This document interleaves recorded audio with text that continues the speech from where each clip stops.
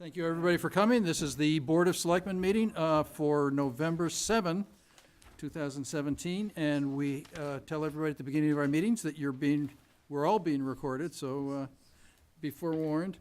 Let's see, we always take a moment of appreciation for our troops who are serving around the world, and this evening we are going to extend our condolences also to the victims and the families of the people involved in the tragedy in New York City on Halloween, and the one that happened just this past weekend at the church in Sutherland Springs, Texas. And Mr. Chairman, I think we should also remind people that this Saturday is Veterans Day, the observance. So. Okay, thank you. Thank you. And as Mike said, Veterans Day being celebrated on Saturday. Yes. Okay. And because we don't have a veteran service officer, we don't seem to be having a veterans breakfast this year. That's too bad. Okay. Right, executive session at the close of our meeting to discuss land acquisition and pending litigation and LCB update. That's the pending litigation. Okay. Presumably, we will not resume after the executive session.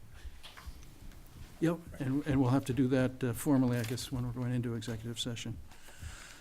And so we've got a couple appointments that start at 7:30 and 8, but the next thing on our list is citizen comment. We actually have a citizen here to comment for the first time since we started citizen comments. So. Ms. Reed, yes, please. Inaugurating our new policy, our first official citizen comment.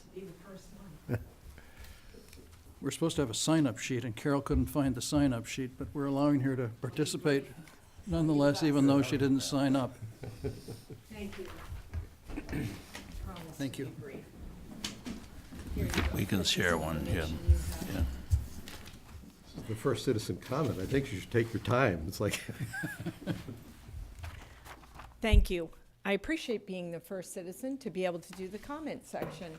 I wanted to come here tonight and just briefly follow up on the application and my intention that I offered to serve as a appointed member of the Board of Health in Medfield.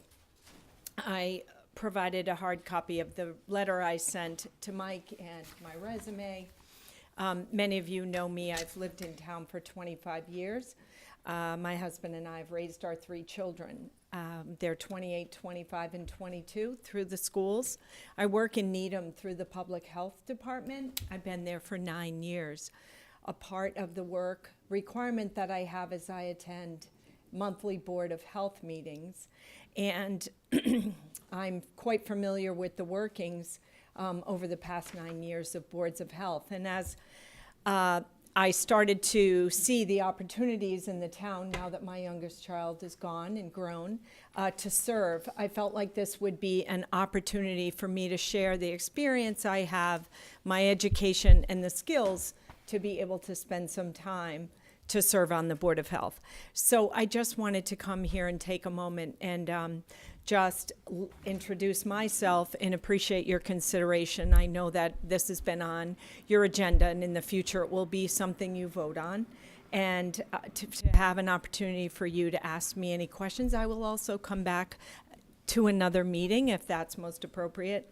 And I feel like it's important to say that the work I do as a staff member in the Needham Health Department, I have written a state grant and federal grants. So the way I see the needs of Medfield, I'd like to, as appointed to the Board of Health, perhaps be able to write a grant for emergency preparedness, as we've done in Needham, and things that are related to needs that could be served through other dollars to support our community. So I currently work with the towns of Dedham, Needham, Norwood, and Westwood with their public health directors, and also with those resources can call on my friends and colleagues to help me, if appointed, when things are questions that I have, another opportunity to share the experience I have with Medfield. So I realize that you have a full agenda, I don't know if this is an opportunity for you to want to speak to me or come back another time after you're reviewing your applications. I think as long as you're here, if there are questions, we would certainly. The only question I'm checking, and I have my list, is who actually appoints the members to the Board of Health? The Board of Selectmen. So it is the Board of Selectmen, okay. There are a couple of boards. That used to be an elected board, and when the charter was adopted, that was one of the boards that was made appointive. Do we get recommendations from anyone on that, or is it strictly? We forwarded a copy to the Board of Health, and I believe they corresponded with you, was it, or I think they sent a copy to you. Yes, the Board of Health recently sent me a letter. I understood that the Board of Selectmen appoint, but the Board of Health responded, there are 2 people serving, that they were looking for someone that had skills in septic and engineering. I didn't see a posting that was looking for that, and I came to this decision and felt that the skills that I do have, I could apply and use, and anything that I didn't have access to, I'd be able to find out through my peers. So, So another question for Mike.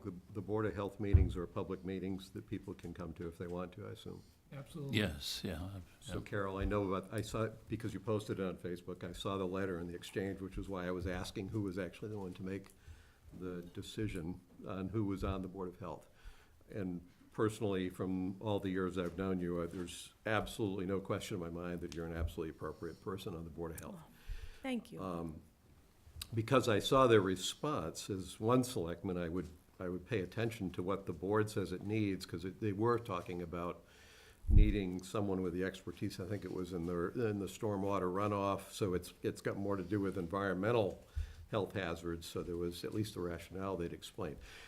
All of that is by way of saying that, A, this town is exceedingly blessed to have some highly qualified and willing people to volunteer.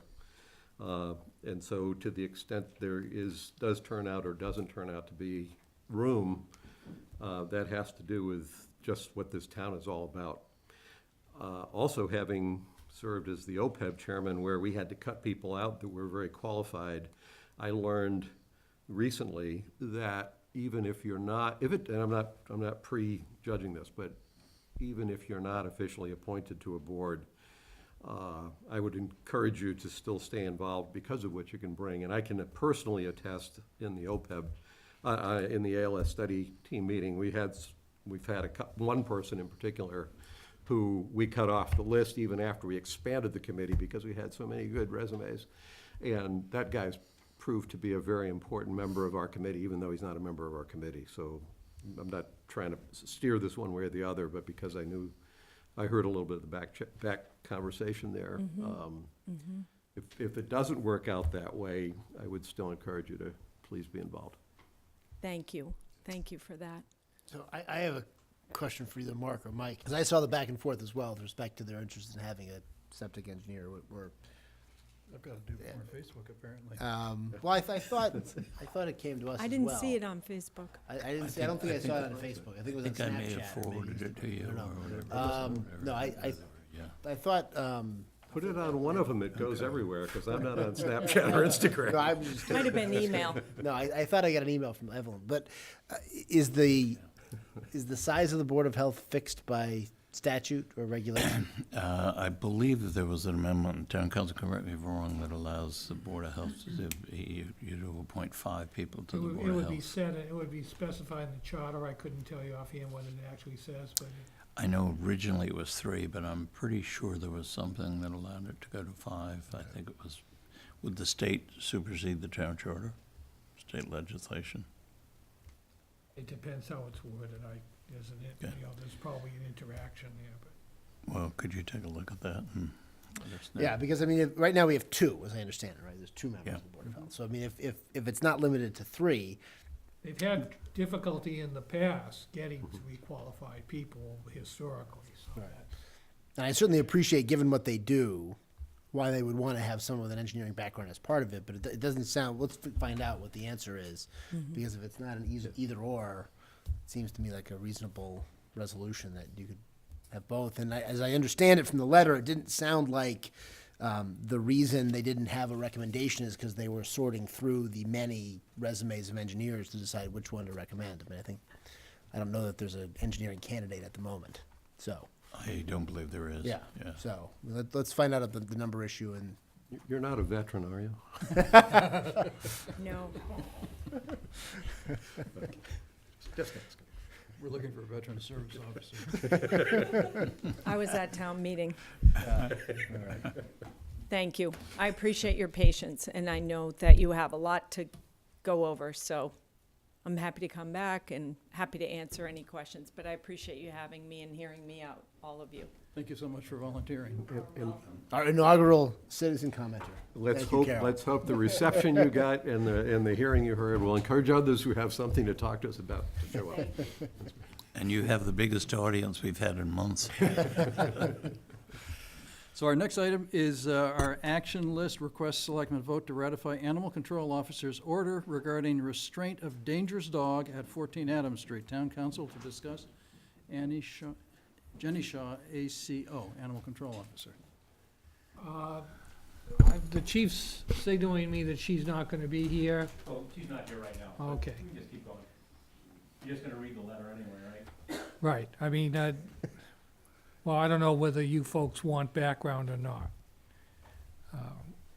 Basically, Chief, you feel free to correct me if wrong, but it's come to our attention that there is a tenant in an apartment on Adams Street that has with her a pit bull.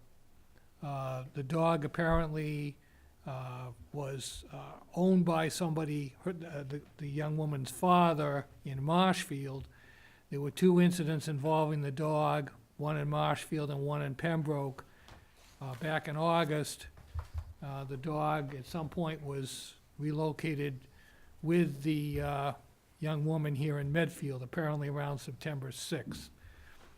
It's now come to our attention, the incidents that occurred, and there's been, there was a dog killed apparently, and there was a person bitten, 2 separate incidents. In Marshfield and Pembroke. One in Marshfield, one in Pembroke. The person who owned the dog who was killed has been pressing for Medfield to assume jurisdiction.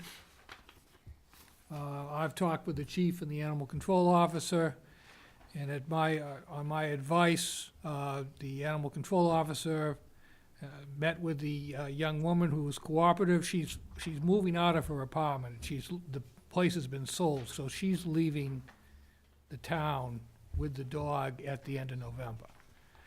So she is agreeable to the conditions that Jenny has imposed, which is basically muzzling and restraint of the dog, which is the most that you could order short of euthanasia of the dog if you were to hold a hearing. There's 2 other towns, as I said, they were previously involved that have chosen for whatever reason not to take action. We have somebody from the State Department of Agriculture who has, actually 2 people who have also involved themselves, even though they don't have any direct authority to do so, in my opinion. So at any rate, I've advised that this be proposed. She's acknowledged it. I'm asking that you folks adopt this as an order of the board. If nothing happens, the dog will be gone with the owner or the keeper at the end of the month.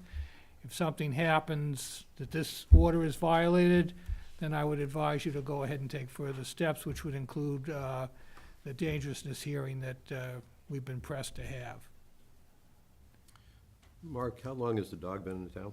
Since September 6th, I understand. Okay. It So- never came to our attention till someone from the state contacted the animal control officer. So it wasn't like we've had any incidents here. Do we have to read this into the record, or no?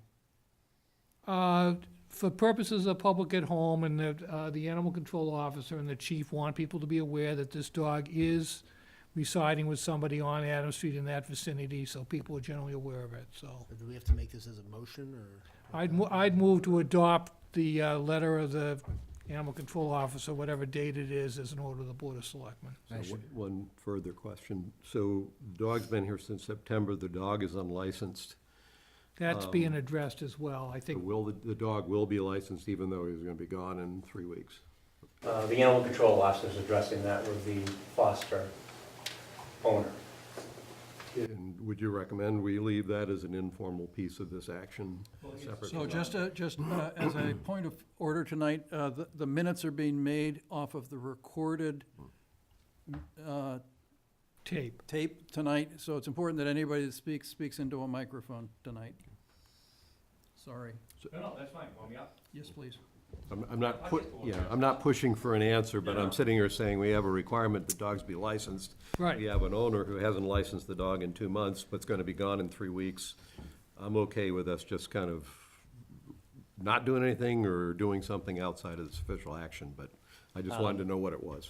As part of the letter down at the bottom, I believe it says, The form's license form. included, yeah, it's the form's enclosed there, in but there's no so- statement of the action required. Yeah. So there's been a discussion between the owner and the animal control officer. She was very, very receptive. It's her father's dog. Yeah. Father is older, really couldn't handle the dog, and that's part of the issue. So the dog is behind 3 locked doors plus a gate, and anytime the dog goes out to be walked, it's on a leash Okay. and muzzled. And the woman has signed the agreement. Jenny sat down with her, had to sign it, so she understands. Okay. This is just more of a practical, as town council says, if we had the hearing, the outcome would be the same. Okay. Dog's been there since early September, we didn't even know it was there, and so now this just tidies things up a bit and puts it in a more formal setting. Any other questions? So I should read this now. Okay, so I would move that we adopt the following as an order of the Board of Selectmen. Letter reads, Dear Ms. Ahern, it has been brought to the attention of the Animal Control Department in the town of Medfield that you are currently fostering in your second-floor apartment on Adams Street, Medfield, a neutered male brown pit bull mix named Buddy, who has 2 confirmed bite incidents. Buddy was quarantined for biting a person on 8/15/17 and then for biting a dog on 8/27/17. Buddy is also currently unlicensed in the town of Medfield. In order to protect the residents of Medfield and also Buddy, I hereby order that Buddy wear a non-slip collar, be walked on a leash no longer than 5 feet, and be muzzled with a basket-type muzzle anytime he is outside of your apartment. This order has now been read by the Board of Selectmen on Tuesday, November 7th, 2017. Is there a And this is second? acknowledged by Jennifer Shaw Cronin, Animal Control Officer, and by Kelly Ahern. So do we have Second. Any further discussion? All those in favor? Aye. Thank you. Thank you. Thank you. Next, we have the Director of the DPW, Maurice Goulet. Request the Selectmen vote to sign Chapter 90 forms as follows. Reimbursement request for Main and North Street paving, amount $257,837.26. Final report for Project Main and North Street paving, $295,861.69. Final report for FY 17 street resurfacing, $210,404.45. Just a reimbursement for one of the projects and 2 final reports, just so that the residual money left over goes back into the Chapter 90 lot for next year's construction projects. All right, so I would move that we sign the Chapter 90 forms, the reimbursement request for Main and North Street paving in the amount of $257,837.26. The final report for Project Main and North Street paving, $295,861.69. And the final report for FY 17 street resurfacing, $210,404.45. Second? Any further discussion? All those in favor? Aye. Thank you. Thank you so much. Let's see, John Knapp, Building Commissioner, requests the Selectmen vote to appoint Donald Colangelo as an additional alternate building inspector. Also requests the Selectmen vote to appoint William Cook, Jr.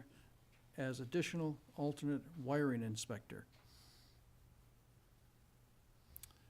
Hearing no further input, do we have a motion? I don't think John's here. No, John is here. Oh, John is here? I'm not seeing him. Could you give us 1 minute on each of these gentlemen? Absolutely. Thank you. And your seat's already gone. My seat's already gone. Doesn't take long. There's plenty of room up front. Yeah, that's, The music stopped. I still see a chair back there, it's all good. Yes, we have alternate inspectors from Westwood and Medway. Their towns are starting to are busy, and Don Colangelo is a local contractor here, certified building inspector. So we want to bring him on to be able to do alternate for additional inspections and coverage. And our other electrical inspector was appointed before. We never had him reappointed. So just to make sure that we have the alternate for electrical, we're asking for that. Any further questions? How about a motion? All right, I would move that we appoint Donald J. Colangelo as an additional alternate building inspector and William A. Cook Jr. as an additional alternate wiring inspector. Second. All those in favor? Aye. Yep. Great. Thank you so much, John. Then we have a letter of resignation that we've received from Rebecca Ehrlichman, who is an associate member of the ZBA. So I guess we're looking for another ZBA member. Yes, if anyone's interested, they certainly would appreciate it. Sarah, do you, anything to add to that? Becky Ehrlichman resigned from the ZBA in September, and you actually appointed some other associates to fill the vacancies, but her letter was late, so that's why it's coming to you now. Oh, okay. Yes. All right, thank you. Christine Terweiler requests the selectmen vote to the following items. Number one, vote to assign local initiative project application for Robert Borelli's development at 71 North Street. I would move that we sign the local initiative program application for the 71 North Street development. Second. Any further discussion? Any input, Mike Sullivan? No, that's the building next to the one he just completed. The new one. Yeah, it was Dr. Fraunberger's offices, and I believe there was a dental office there also. So if he does as nice a job as he did on the Jacob Cushman house, I think it will be And it looks like an it's gonna excellent be project. more or less the same project. He's gonna save the house and do a three-story addition And at the the parking back. will be in the rear, nice landscaping out front, yeah. And for the record, there has been no public disagreement with this project, right? There's been no what? There's been no public disagreement with this particular project. No. And we've already voted to support it, so. How about on Facebook and Snapchat? Not even there, not even there. By supporting this, my understanding is that it means it can go through the LIP process, Local Initiative Program, rather than going through the Board of Appeals special permit process, and it does speed up. And those units will count towards the second year of our housing production plan, the 21 units we need for the second year. So this we'll have will- 8 of the 21 that we need. Correct, yeah. And so, any further discussion? All those in favor? Aye. Yep. And maybe we could just take a moment here, Mike Sullivan, while we're on a LIP issue, because I know that there was, I got a couple letters about the LIP on North Street, about which there are issues, I guess, from the neighbors.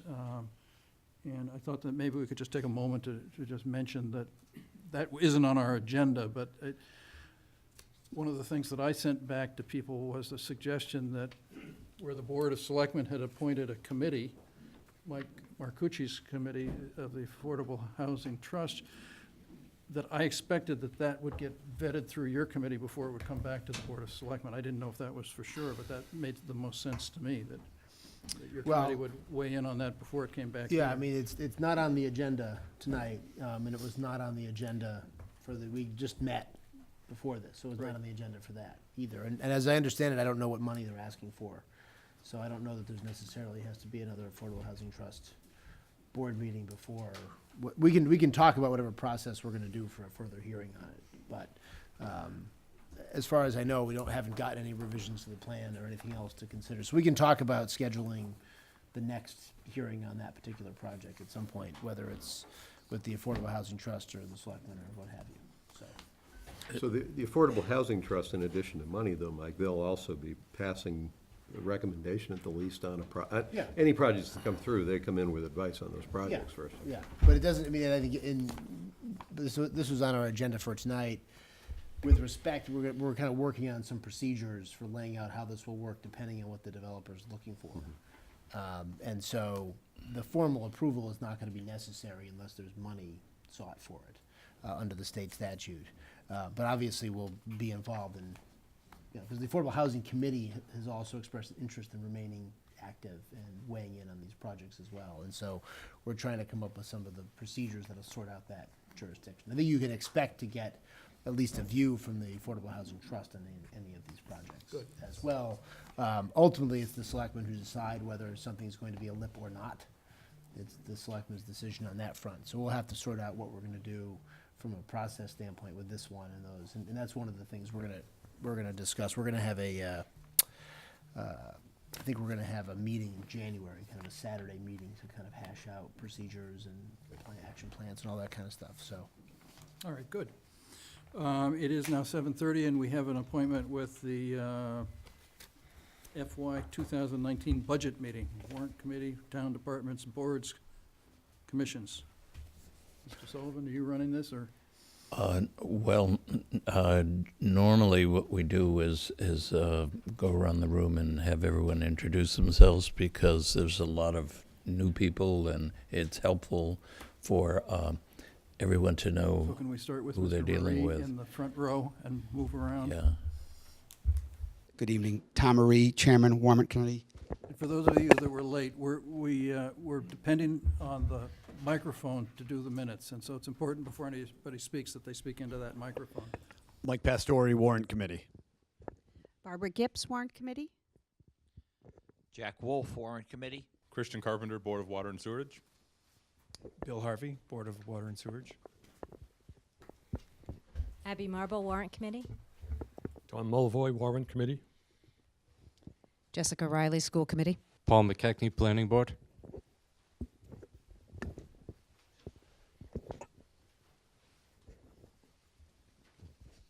Maurice Goulet, Public Works. Bob Meany, Police Chief. John Naff, Building Commissioner. Sarah Raposa, Town Planner. Michael LaFrancesca, Director of Finance and Operations for the school. Matt Violet, Assistant Town Accountant. Jeff Marsden, School Superintendent. Pam Gardner, Library. Neil Kingsbury, I'm representing the Fire Department. Kevin Ryder, Park and Rec. Carol Mayer, Town Clerk. Thank you. Joy Ricciuto, Town Accountant. Steve Pelosi, I'm a library trustee. Scott McDermott, Town Moderator. Leslie Willits, Conservation.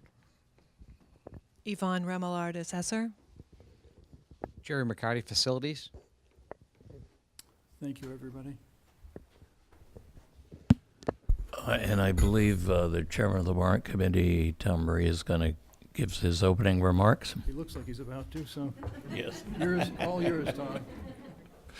Thank you. I'll be brief, and upon completion of what I have to say, your questions, your input, we'll be recusing ourselves to go back down and tend to some other business. So, good evening. Revenues and expenses. Closely watching how the money comes in, and closely watching how the money goes out of the town of Medfield. Everyone here tonight, Board of Selectmen, Warrant Committee, department heads, town employees, citizens, we're all fully committed to efficient and effective government, one that is set up to deliver the greatest service that's aligned with our community's needs and expectations. Both of these services and community expectations are ever-changing, but nonetheless, we are tasked to do this with a budget of $62 to $63 million. So adding some relevant perspective. 70%, or roughly $44 million of our revenue, comes from the property tax max levy limit. We have roughly 4,400 taxpayers, with 95% falling into the residential category. A compliment to our citizenry needs to be paid, recognizing that our collections rate is 99.3%. Now, while the Massachusetts economy has outperformed most of the country, this does not translate into more state aid from the Commonwealth. we only get about $7.7 million, or 12% of our revenue from the Commonwealth. Local receipts amount to another $4.3 million, or roughly 7%. Last year, we approved the use of free cash totaling roughly $1.1 million to balance our budget. It appears for the upcoming budget process, but this number has not yet been certified by the state, that we will have $2.88 million in free cash. Kindly keep in mind, for the fiscal years 2014 through 2017, that we judiciously used free cash and stabilization funds to the tune of a 22.5% average per year. Now, connected to all of the aforementioned is that we feel our debt schedule and the fact that we are paying off roughly $5 million annually is well executed and fully benefits the town, whereby the annual payment is 10% of our total budget. Balancing our budget is what we're required to do by law. And what we have learned to date, as presented by Town Administrator Mike Sullivan, is that we will likely receive new revenue totaling $1.4 million. That is not a great number to work with. And what we also know is that our town has major endeavors, projects, both existing, some soon to be initiated, and some that may never be initiated. Nonetheless, these are on a radar screen. I'm going to list these and add some level of detail. The Medfield State Hospital development. It's very likely that there'll be a special town meeting that will happen in the spring of 2018. OPEB. Mainly it's the health insurance benefits for our retired employees. There's a deficit of $44 million. With these liabilities being required to appear on the town balance sheets next year, it is very possible that our finances will be eroded and our credit rating, which is presently a AA+, will be eroded and weakened.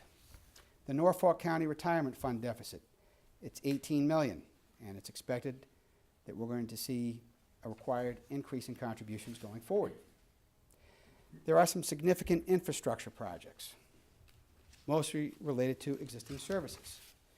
And in many cases, we've spent considerable dollars with consultants to get us to the point of making more educated and appropriate decisions. There's a park and rec facility. Early estimates in the $10 to $20 million range. Dale Street School replacement. Early estimates in the $40 to $50 million range, with the town sharing a $24 to $30 million obligation. Iron and manganese facility. Early estimates of $8 to $11 million. Now this falls under the Water and Sewer Enterprise Fund that has a 5-year long-range plan. In addition to the senior center for respite care. Possible reconstruction of North Street and the burying of power lines on North Street. Then we have the potential implementation of advanced life support and the necessity to hire full-time paramedics. There's an upcoming collective bargaining scenario, plural, for teachers and firefighters. Just as a reminder, town-wide salaries comprise roughly $33 million, or 57% of our budget. We have ongoing 40B concerns. There's the ongoing debate as to what should take place at our Lot 3 property. There are initiatives underway to develop a town-wide master plan. There's deferred maintenance and a newly issued capital plan that has some significant numbers attached to sorely needed improvements. We have projected health insurance costs, and associated with that, the full consideration of alternative plans for our 502 FTEs. Keep in mind, the current costs are at 4% of our budget, or about $4 million annually. So, on to the primary message regarding budget preparation. We are asking all departments to be very waste averse and ultimately very very conservative. We also ask that you be fully prepared to justify the need if you wish to add any full-time staff. Preparing any budget involves making some judgments and educated guesses. We are all dealing with estimates on revenues and expenditures, and we rely on historical analysis and the element of predicting changing conditions about future resources. In recent years, and in continued support for what we all know to be our most successful and best asset, that being the Medfield Public School System, has been funded by greater increases beyond what is permitted by Prop 2.5, essentially by cutting back on other town department budgets. We all need to consider that the continued use of this approach may very well compromise services provided by other departments. In the Warrant Committee research and advisory role, we are the watchdogs for the taxpayers, and we want to bring comprehensive recommendations to the town meeting, along with the Board of Selectmen, the town administrator, department heads. We are keenly interested in developing long-range revenue and expenditure forecasts. There should be more on this to follow between now and town meeting. In closing, we appreciate that our town departments have held the line over the past several years, and we have avoided operational overrides. We'd also like to take this opportunity to thank all departments for participating in a meeting last Saturday morning to share best practices related to cost controls and cost savings. Our town employees are conscientious, and our department heads work very, very well together. That meeting was a key starting point for developing creative and collaborative ways to help save our town money. There is nothing wrong about challenging the narrative that tax increases are the only way to ensure that our citizens' needs are met. We, and I'll just relist the Warrant Committee members who are here: Mike Pastore, Barbara Gips, Jack Wolf, Tom Mulvoy, Abby Marble. Look forward to working with all department heads and the Board of Selectmen in the current months. We want to understand your priorities, the what's and the whys that make your budgets necessary and reasonable. Once we understand your budget, then we will be in a more suitable position to clarify, edify what we believe to be conservative and waste averse. Thanks, Questions? Tom. Questions? I have a question, unless you want to. Go ahead.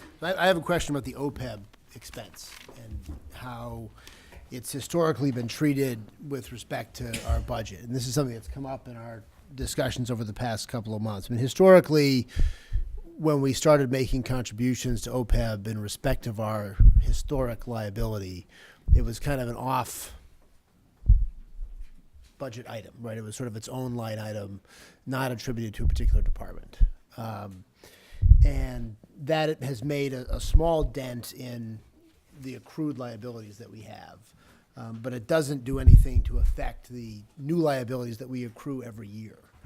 And so what I'm wondering is whether the Warrant Committee has discussed or given any thought to, as we move forward, moving that amount from kind of a separate line item, because it seems to me it really belongs in each of the departments, that for all of our employees, we're accruing a certain amount of an expense every year in respect of the benefits we're promising to them in retirement.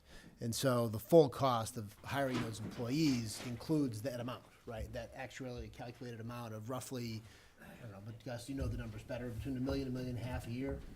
It's last year was 1.8 million. The increased obligation from the actuaries was 1.8 million last year. Right. So, I mean, if we were doing this, perfectly according to Hoyle, you'd have a $1.8 million annual contribution into the OPEB trust fund to account for the liabilities we're accruing in fiscal year 2019 in respect of the benefits we're promising to our employees upon their retirement. And so we have not reached a conclusion on how to do this, but it seems to me that if as GASB continues to move in this direction, eventually the bond markets are going to start to take this into account. The ratings agencies, after those folks take into account, the ratings agencies eventually will take it into account.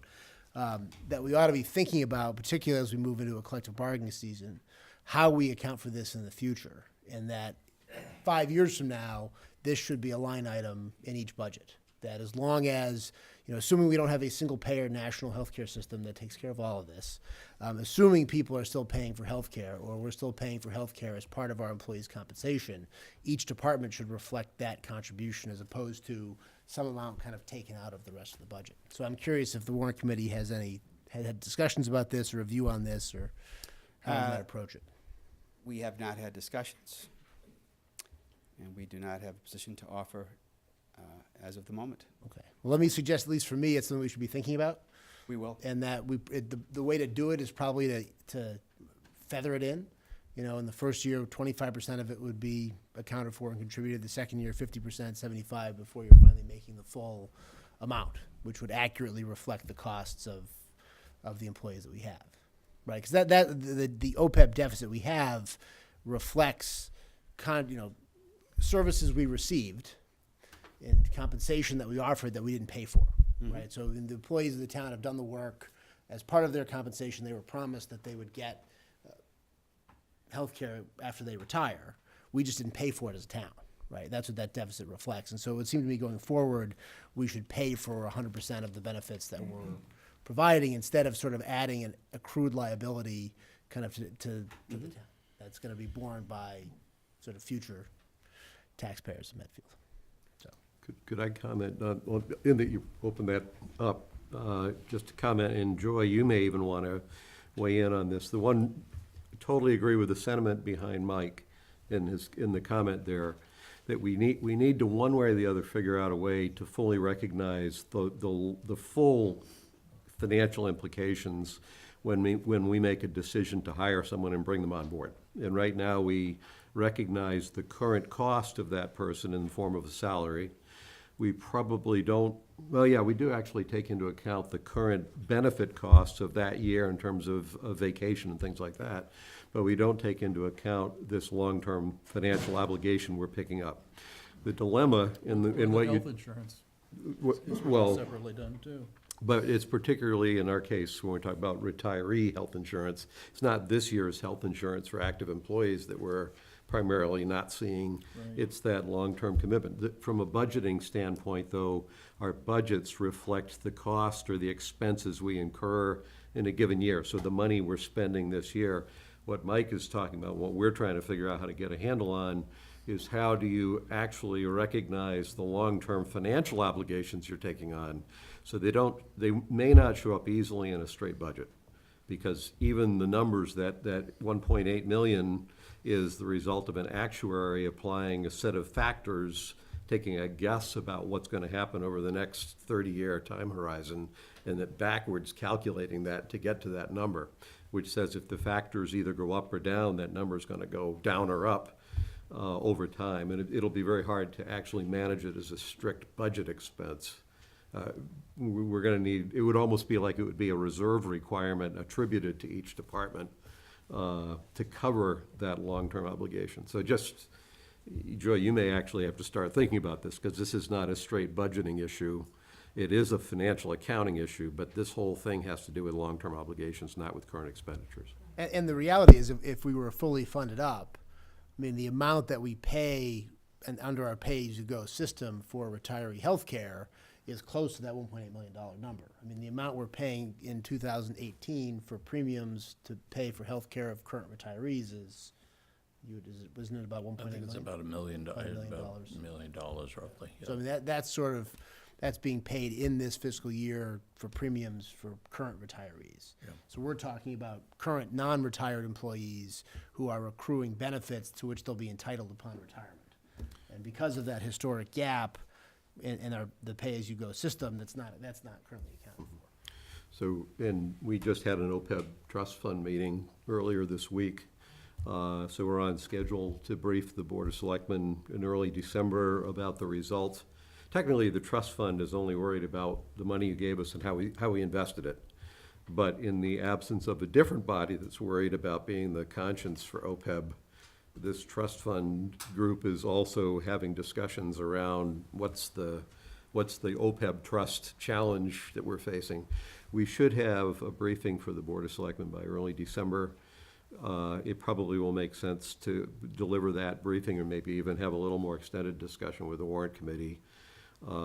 trying to understand the terms and trying to relate what actuaries do and how GASB has told the actuaries to do it versus how we might really want to think about the financial pressure. It takes a while to get that sorted out, and I think we're on the verge of being able to explain it to the casual observer, or at least by early December we'll be able to. So early December is the time frame. I think you'll be able to get a coherent picture that might not only be coherent but also understandable. Thank you. And to your point, if we're trying to really get a handle on each department's actual costs, I would think that we'd want to allocate the cost of the health insurance that the town picks up for everybody by the department so that we know what each department in the current year is actually responsible for. So there's two issues there. One is the healthcare cost of the pay-as-you-go, which could be allocated because that is a current year expense. And then there's this other thing about the long-term obligations that we're taking on, which is not a current year expense. It's just an obligation, so. It'll give us much better ideas of our departmental costs. Right, and we have to compare the cost of that approach to other approaches for funding. Obviously, Wellesley bonded out their historic liabilities, and so they would pay their, in a fully funded system, you would pay the premiums for current retirees out of the trust fund, right? And so you would not be paying out of current budget dollars money for those premiums. You'd be making contributions to the trust fund in respect of current employees for those accrued benefits. So our committee is planning to present at this point, at least three options to the Board of Selectmen, which is kind of weird. I'll be on the committee side when you get this presented. And roughly speaking, one option is kind of almost, if we kept doing what we're doing right now, what that looks like. The third option, the high side, is probably what would be if we chose to just bite the bullet and fix this problem in 30 years, it will be the most prudent picture of how we should think about what that would cost. And then there's going to be a middle option, which perhaps is closer to what we might ultimately want to do. The intention is not to give you a recommendation. The intention is to lay those three out so that, sitting on the Board of Selectmen side, we can have a discussion about exactly how hard do we want to try. Yep.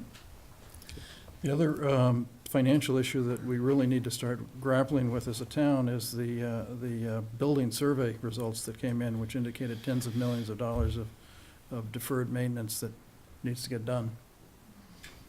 So. And in addition to the unfunded health insurance, there's the unfunded pension liabilities. Now, just for the Norfolk County retirement system, which all except professional educators belong to, our last figure for the unfunded liability is $18 million. That's on top of the $44 million. The teachers' retirement system is part of the state retirement system, so their pensions are covered by the Commonwealth of Massachusetts at the current time. Just for Medfield, I think you're probably talking $6 million a year, pay as you go. I don't know if they're on a funding schedule, but if they are, they're not doing very well. The last figures I saw, they were 52% funded, which puts them in the Chicago category in terms of funding levels. So I think the simple way to think of it is everyone says Medfield is required to balance its budget by law. In effect, by not funding these long-term liabilities, we are borrowing. We are running an unbalanced budget because we're borrowing against future liabilities that we're incurring. So, and it is not just us. We are a grain of salt in the Sahara Desert when you come to this funding level. My estimate for just the OPEB liability for the Commonwealth of Massachusetts cities and towns would be in the $40 to $50 billion range as unfunded liabilities. Yeah. Mr. Wolf, you need to use the microphone, please. Mike, at some point, that's got to show up on somebody's balance sheet, either the municipality or the state. Where does it show up, or does it? It probably will show up in your grandchildren's tax bill. Because not only is the state and the cities and towns doing this, the federal government is spending $3 billion a day more than they've got coming in a day. So where will it show up? Starting at the end of fiscal 18, I believe, as Joy can correct me if I'm wrong, the end of 17, which will be our next budget, we have to reflect on our balance sheet the entire unfunded liability. Gatsby, they had been putting it on a year at a time over a 30-year schedule, but they have decided that isn't creating enough incentive to fund, so they are requiring that the entire liability be reflected on the balance sheet. I read an article that said when that happens, about 70% of the cities and towns in the United States will have a negative net worth because there is so much of this unfunded liability for pension and health care cost out there. The next rule coming down from Gatsby is, I think, rule number 47. That will require their unfunded pension liabilities be put on our balance sheet. So that will add the next $18 million. So it's a problem that is virtually insurmountable unless we start facing it. And as a country, we are not facing it. We are going, what do they say, another day older and deeper in debt. This country is in so much debt. I don't know if they can print enough money to pay for it. But Thank you. What is the timing? Do you have it for the unfunded retirement liabilities, or is there one? Joy, would you have an idea on? The pension liability will show up on the fiscal 17 audited financial statements. The OPEB liability will show up next year in fiscal 18. Thank you. Can I make a comment about this discussion? I'm actually directing this to the public that's going to hear this on a videotape. So both of you, please listen up right now. Thank you. That would me, I'm one of them. So who else out there? I do this before every meeting and remember what we were talking about at the last meeting.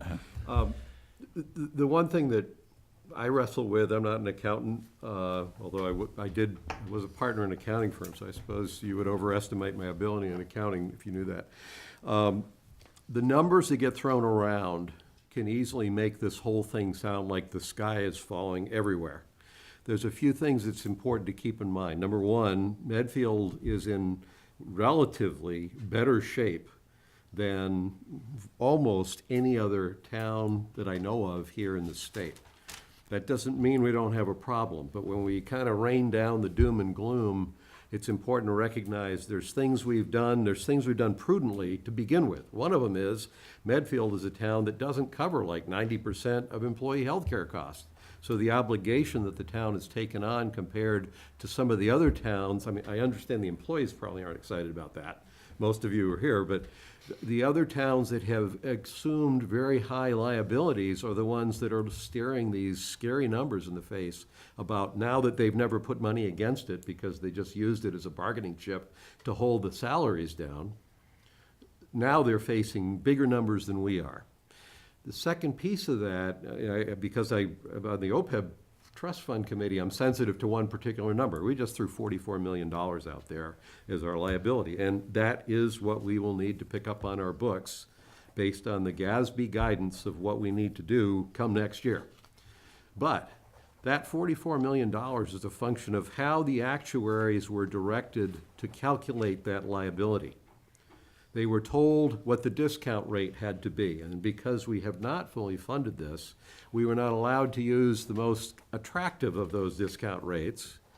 They were told that because we were supposed to be reserving against this for the past 8 years, the calculations the actuaries used to get to the number is 22 years, where if we were fully funded, they would use 30 years. So imagine you comparing the cost of a 30-year mortgage against the cost of a 22-year mortgage, but pretending that they're the same thing. They're not. If we were to use the calculation in this particular case that's the most attractive one. And I'm not saying we should, or that there's no justification for GASB to do what they did, but if we use the most attractive factors, that $44 million obligation or shortfall would be $28 million. I only say that, it's still a big number, but when you hear big numbers, don't just jump on the big number and take that as this fixed number that never changes. You have to understand how the calculations were made underneath it, so that when we start making difficult trade-off decisions, we're making those decisions with our eyes open. We're going to have some difficult trade-off decisions. I just don't think we should be jumping at shadows when we do it, so. Thank you. If I could make one more suggestion for the warrant committee, and this is something we talked about when Jerry was here and presenting his capital plan. I think with the capital analysis that we have, and with some other work that's being done by some of our department heads, we're going to be in a better position to do more longer-term capital planning. And so I think one thing we need to think about, and this is something that I've thought since I was on the capital budget committee, we need to think about how that committee operates. I mean, currently that committee essentially allocates more or less a fixed number every year.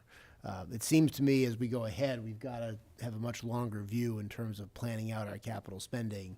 And so we should think about how that committee is going to operate in the future, and how that committee relates to the Permanent Building Committee, the Board of Selectmen, the Warrant Committee, in setting out the long-term capital plan. And so on some level, we have to change the way it operates. It may be the creation of a whole new committee. It may take on a much more of a long-term approach. This year, we probably have to stick with the process that's been done in the past. But I think as we get the rest of the data points in from our department heads, and Jerry finishes the last few buildings in his report, and we get some information from Mo, we'll be in a position to kind of plan out over a much longer period what our capital expenses are, and then determine the best way to pay for them in a mix of operating budget funds and debt exclusion funds. Because, I mean, obviously, a lot of it's going to have to be done through debt exclusions of one kind or another. And it may be that we can kind of move, in the long run, most of our capital spending out of the operating budget and into debt exclusions, which the town of Holliston, for example, does almost all of their capital spending via debt exclusions rather than as a portion of the operating budget. So we'll have to, I just want the warrant committee to think about that as we go into this season. From a process standpoint, we don't want to create more committees. We want to make sure we're doing this efficiently and effectively. Ultimately, once we have the data points on the capital spending we're going to need, somebody's going to have to be, some body, some committee in town is going to have to own that overall plan, and the updating that plan kind of in the town goals that we've been working on. It calls for the creation and sort of maintenance and updating of a 20-year capital plan, and someone will take ownership of it, and that should really be the capital budgeting process, is that planning process. You need the microphone, Tom. And we did ask for a second warrant committee member to be added to the capital budget plan, that being Abby Marble. So, yeah, there's some preemptive actions in that category. So historically, our capital budget has been on the order of $400,000 or $500,000 a year. Town of Arlington, I think, has 5% of their operating budget, so for us, that would be $3 million. And that might be part of why we have deferred maintenance on some of our buildings, that we just haven't been spending along with what other towns are spending. Anything else on? Sure. I don't know if I have to give my doom and gloom speech this year. It sounds like you guys have already taken care of it. So It feels pretty doomy and gloomy already. Yes. I did put together a package that, I don't know if any of you, I think most of you have it. If not, there may be some more down the back. And I'll go through it quickly. The top sheet, I put an index, very preliminary index of articles. One of the things the Selectmen and the Warrant Committee had been concerned about is that either they don't get the operating budget submitted in time to properly review them, or they don't get the warrant articles submitted in time to properly review them. So they have made a point this year to up the date for submission of warrant articles and operating budgets. Any article that needs town council review, they would like to have submitted by December 1st to give the town council and other town boards the ability to properly review those and get them to the warrant committee and the selectmen in time for a significant review. And Now- they have to be written as well. They have to be in writing, yes. The warrant will actually close mid-January as it normally does, but any article requiring legal review will have to be in quite a bit earlier. Same with operating budgets. They really need the operating budgets much earlier so they can review them. And when you look at the tax rate estimate on the second page, you'll see that operating budgets are about 95% of our total expenditures. So if you don't think the operating budgets are a significant factor, they compose about 90% of what we spend. And that includes what we have to pay to the state in terms of cherry sheet assessments for things like the MBTA and mosquito control. Okay, so I put this list together just from my past experience of putting together the warrant, but they are only preliminary. I did it to encourage people, if they have warrant articles, to submit them as soon as possible so we can put them on the list. I should say, if you don't get we put them on the warrant in the order in which they come in, but we do a lottery system, so it wouldn't work. But please try to get your articles in earlier. Last year, some of the articles were not coming in until March, and the town meeting was in April. It was extremely difficult for the warrant committee to try to review them. And I think from what we've talked about here, I mean, unless required to do so by the town charter, if the articles don't come in on that schedule, we won't put them in the warrant. So, and even if it's listed here, and it applies to your department, don't assume that Mike's necessarily gonna write the article for you. If you see an article that your department wants to have on the town meeting warrant, you've gotta write it and get it in by December 1st. I'll be glad to help you, but as Mike pointed out, it's your responsibility to write it. Yeah. The tax rate estimate, the second sheet, there's just a couple of things I wanted to point out to you. If you go down to almost to the bottom, you'll see total expenditures, and then under it there's a line deficit finance from free cash. And you'll see a disturbing trend there. If you go back to fiscal 15, we were taking $500,000 from free cash to balance the budget. Then it went to 628, 720. This year we're projecting 1,090, and my very preliminary projection for next year would be $1,234,000. If we keep increasing the use of free cash, we're setting ourselves up for trouble. I did prepare a 5-year estimate for budget purposes, and that's very disturbing. I ended up with a $5.2 million use of free cash, and since we only have $2.8 million, it really does create a problem. The next sheet is the debt exclusion, and that's just how we calculate that. When you get to the end, I've included existing debt by bond issue, and there are 3 sheets to that because we break down our debt into 3 categories. One of them is debt that has been voted to be excluded from the levy limits of Proposition 2.5. That's the first sheet, and as you can see, it's the biggest sheet.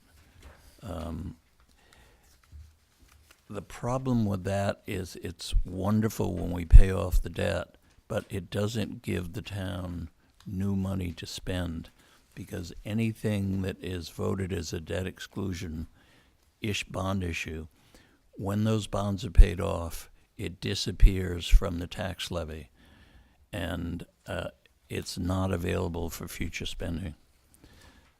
The second sheet, which is the shorter sheet, is the sheet that is debt that has not been excluded from the Proposition 2.5 levy limit.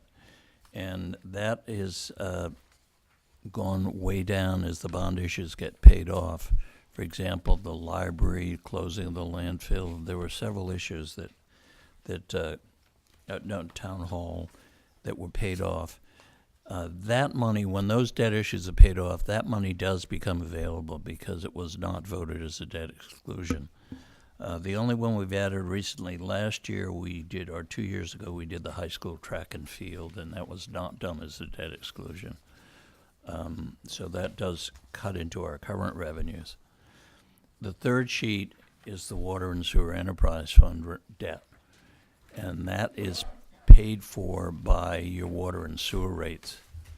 And as you were all probably aware, since the water bills went out this past weekend, you know what that amounts to. We have, as Tom pointed out, significant debt coming up in many of these categories. Water and sewer is facing repainting the Mount Nebo water tower. They're facing a solution to the iron manganese problem in our water supply. Longer term, they're looking at replacing cast iron water mains in town and updating our water system in general, replacing water meters. We're supposed to be doing that every 10 years. So all of those things are the reason that the water rates have been going up, because we know that debt is coming online and it's going to have to be paid for.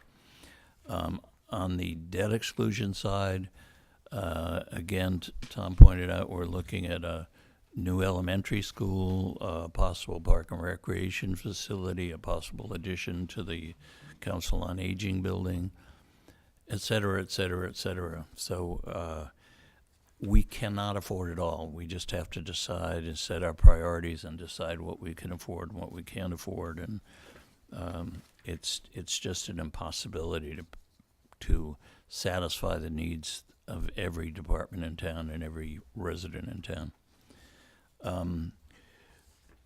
As Tom pointed out, 70% of our tax levy is raised in the property tax, which means that all the people that voted for Proposition 2.5, thinking it was going to reduce their property tax, will be sadly disillusioned, because it did not. It reduced it substantially for the cities, because most of that revenue, when it's distributed by the state, doesn't go to the towns, it goes to the cities. So they have made out very well with Proposition 2.5, while the towns have essentially stayed in place and are paying the same or a higher percentage of their expenditures from the property tax levy. Okay, that's basically it. I just wanted to point out that at this point we are facing, and this is very preliminary, a deficit to be financed in free cash of about 1.2 million. Hopefully that will go down somewhat. However, it is premised on assumptions that may or may not be realistic. For example, the school budget is premised at an increase of 3%, estimated at a 3% increase. Town budget's also at 3%. Employee benefits are estimated at 7%. Part of the reason for that is the treasurer has been told at Norfolk County Retirement Assessment to expect a 10 to 15% increase next year. And that for the health insurance, the minimum increase we've been told on our major health plan will be about 5.5%, based on trends in healthcare costs.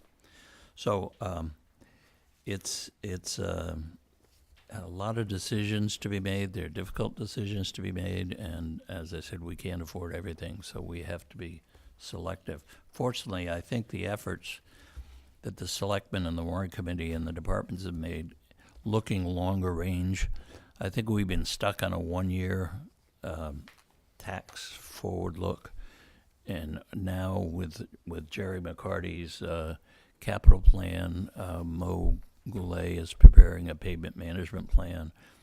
We're looking at the OPEB and pension liability funding. We are starting to look out further than a one-year time frame, and It's not a pleasant look at first, but it's a look that has to be made. Thank you. Thanks, Mike. Anything further on this issue, this topic? Can I give you one thing before you go, Tom? And I'll give this to, I had reason to be on the Mass Municipal Association annual Mass Municipal Association's website looking for information, and I picked up these policies from the town of Dedham on fiscal policies. And I thought it might make sense for us to consider as a town establishing fiscal policies that we would have as guides in the future too. So I'll email you copies of those so you can have them for everybody. Next, we have our meeting with the Board of Water and Sewage, Director of Public Works Maurice Goulet, Assistant Town Accountant Matthew Violette. Update on rate setting, iron manganese study, Mount Nebo Water Tower, rules and regulations, manual, stormwater conservation bylaws. So what would you like to cover first? That was a mouthful. Pick your poison. Up to you. The good news. Floor is yours.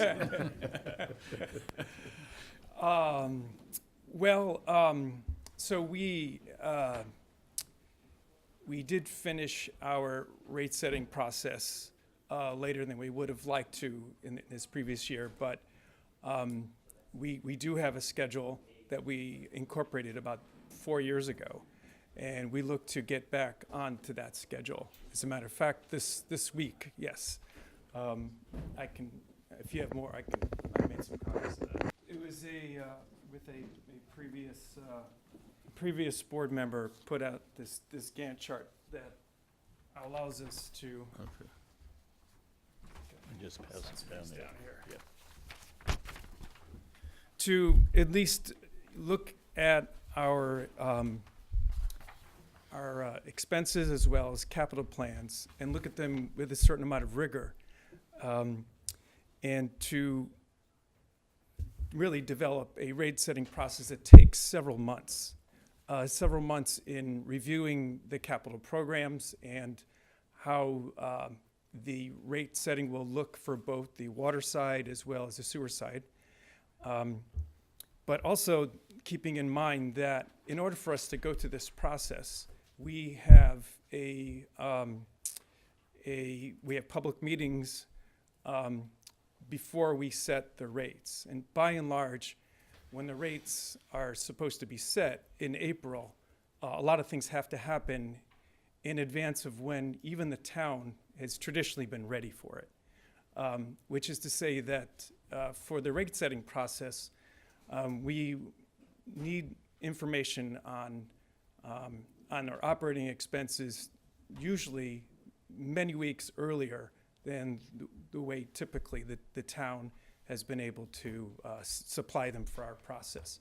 So it has been something of a track meet traditionally to get our models in place and do sensitivity analysis for our rate setting, because we look at not just this fiscal year's rates, but we look several years ahead so that if we do have to raise rates, we don't have any spikes. If we do raise rates, that we have a smooth on-ramp and something that's digestible and understandable. So what we hope to do this year is to get this process, back on track, and it actually starts this week, which is the review of our 5-year look for capital projects. And that we're going to be doing that at our board meeting next week. The major projects that have already been previously mentioned by Mike. Can I just interrupt you there? Sure. Bill? So in looking down this chart, and just to run through, just so we're clear, so what you're looking for now in November is you're looking for essentially capital projects. Yes. What upcoming capital projects for this year and over what future time horizon? 5 years at least. Traditionally, actually, we've actually gone to have a 10-year approach by looking at it. We look at our master plan. We have placeholders for a variety of different projects. And is that something you need input from Mo for? Maybe give Mo the microphone. Yes, right now we've been working on actually 20 years out right now. So, Yeah. so for our next meeting, we'll have that information ready to go for that. Okay, so it sounds like for that piece, you're set. That's what you need, and you're gonna get it when you need it. That's right. Number one. That's right. Okay, so what else do you need? Rate setting process. I think also the analysis of the debt that would be coming off the books, we just want to make sure that our model that we used before, that everything, in our magical Excel spreadsheets that debt is coming off the books at that time. So is that this sheet here? That would be required input. That's Okay. right. That's So right. this, you need this here too? Yes, that'll be coming from Mike. Okay. Right. So is this, Right. this is up to date, Mike? That's it, yeah, Right. that's up to date. That's right. It looks like we're 2 for 2. All right, Right. what's the next thing you need? Well, one of the other things that we'll need for the model will obviously be the operating expenses. Is that next year's operating budget? Yes, next year's operating budget, but also, And you want that, and just so I'm clear in reading this, you want that by December? correct. Well, I mean, this is 2013, but it's roughly the same schedule, right? It's December. Because Looks we like- do our preliminary rate options review before December. So So you want the operating budget before. So I'm just trying to understand the difference. You've got budget plan collaboration, capital and operating, and then you've got budget development. So what do you want under budget plan collaboration? So there's two things. One is we need to see if we have any changes in the assumed interest rates going forward for the capital projects that we have both in the next fiscal year as well as fiscal years moving out. So looking for guidance from Mike and others on getting some counsel on how our rates would be sensitive to movements in the interest rates as we all gently feel a slightly ascending rate environment. So that's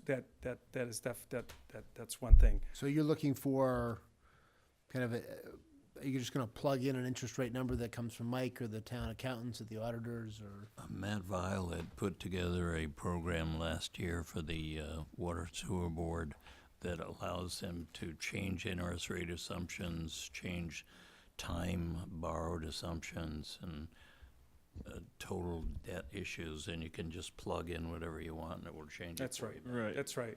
And these are by and large, these are the things that we believe as a process and as a team and as a group, we know what to do. We just know that we have to do them sooner because we have to establish and recommend rates and have public hearings actually in advance of town meeting. Right. No, So- I'm just so the trying to whole figure warrant out from here to make process- sure we all get on Yeah. the same page. Sure, So we know what you need, when you need it, and who's going to get it to you. sure. So it sounds Through- like for the interest rate information, you've got this program from Matt that you can use, but are you also looking for someone just to give you, here is the interest rate assumption to use, and you're just going to use it? That is, I think it's gonna be a range, right? And I don't think it's gonna be a single number. And we're gonna have to look at our model to see how sensitive it is to changes in interest rates. But however, the thing that is immediately not exactly in our control is one of the larger projects that's being considered, and that's the iron and manganese treatment plant. It's going to be the largest CapEx plant that the water and sewerage has taken on, well, in the better part of 10 years, at least since I've been around. The variable is that originally this started as a project to remove small levels of iron and manganese, and which are dissolved metals that are commonly occurring in a lot of geology, and we need to remove it for both aesthetic as well as public health need. The challenge is that the wells that we originally decided that we were going to treat was going to be actually quite expensive in its nature, and we also thought that we would take the opportunity that since those wells needed to be redeveloped, both in their capacity and permitting, is to use this initiative to basically secure future water capacity, which we do struggle to keep up with during peak times.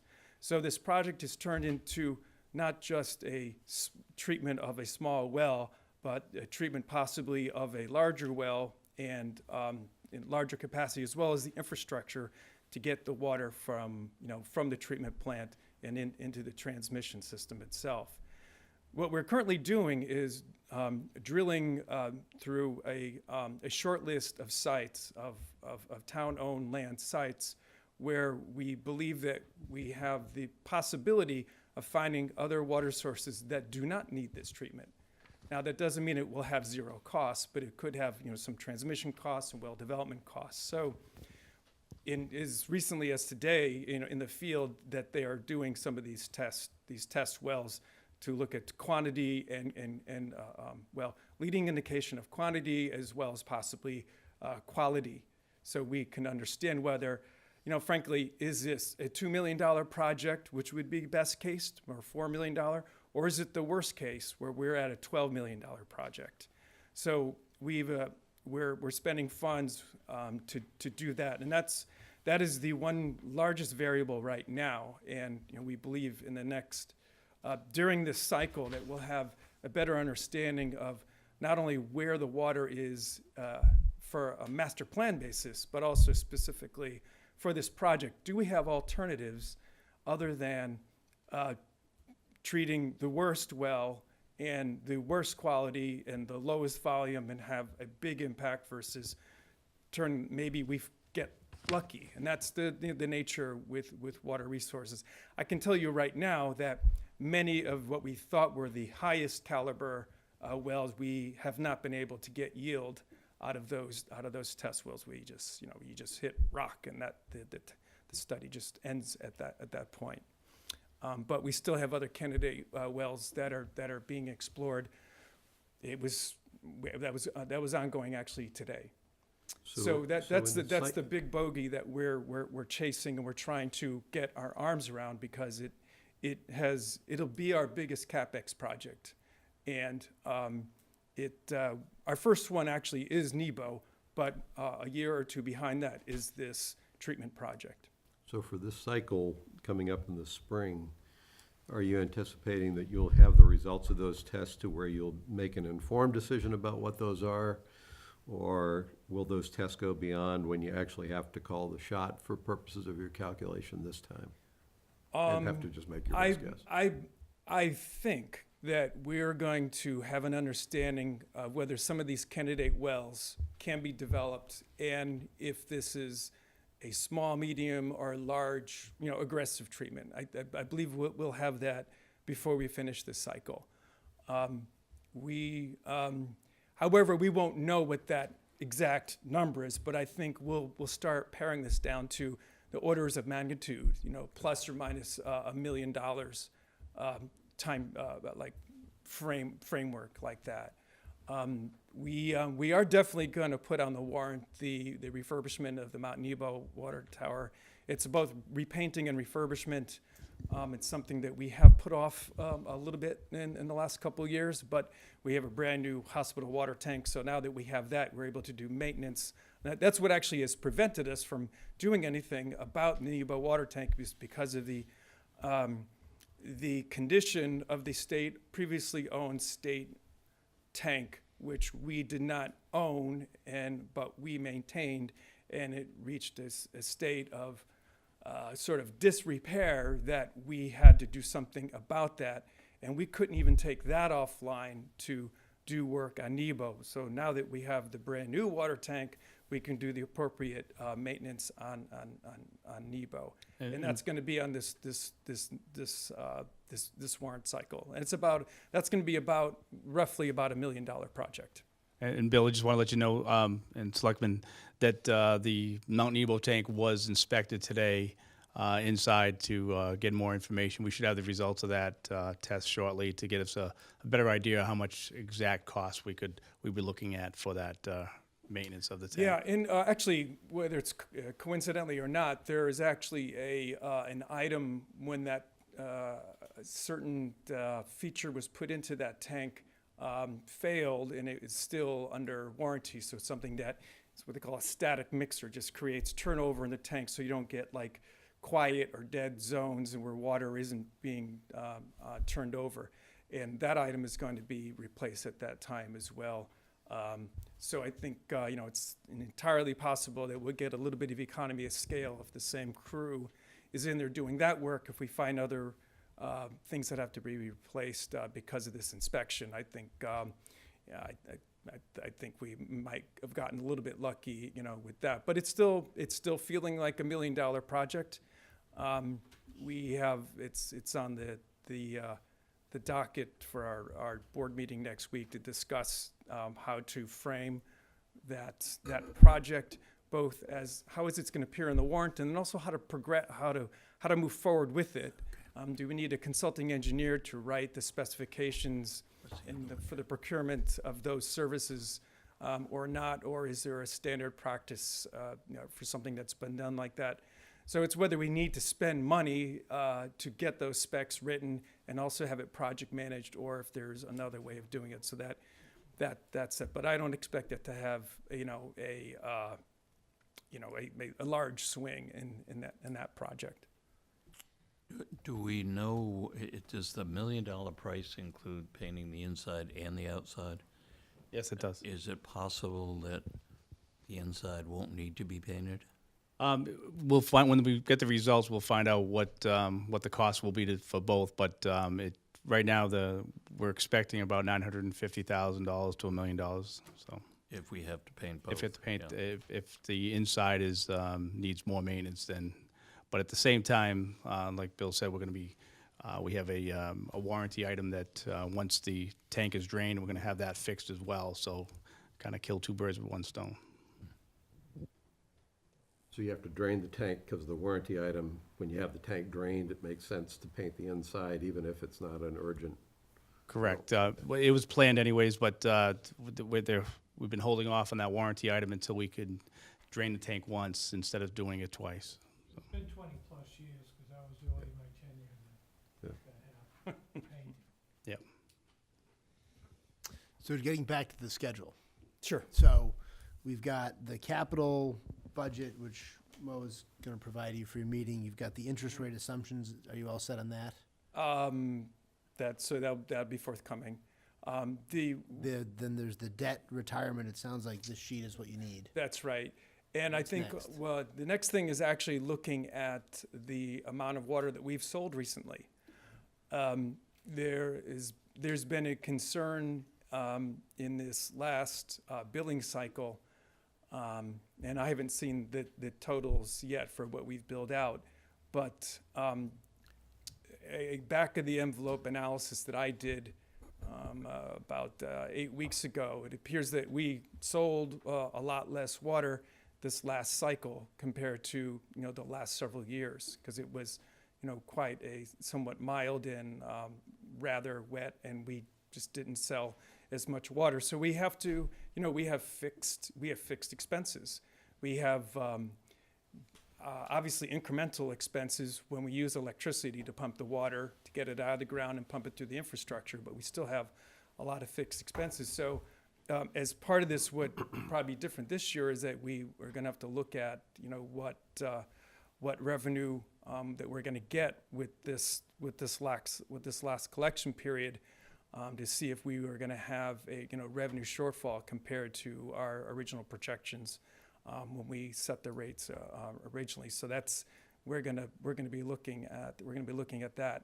I don't know how fast or we're going to be able to get that information, but Well, when would you like it? I mean, I caught up with Jeremy briefly about this. He suggested January to get the previous year's usage and revenue numbers. Is that fair?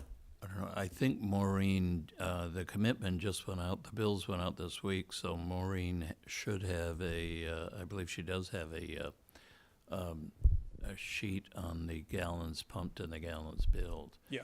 It isn't a calendar year, but it is a billing cycle year.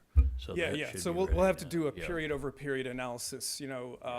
But is that what you're looking for? Is that the information Yes. you're looking for? Yes. And when yes. do you So want would, that information? That would come from That should be available for next week's meeting. it should be available for next week's meeting. Yeah, it should be. Yeah. And that's not on the schedule here. But No, that's- it's not. No, it's not. Usually, well, actually, prior to this year, if you go back 5 years, we've been selling a lot of water, which we like.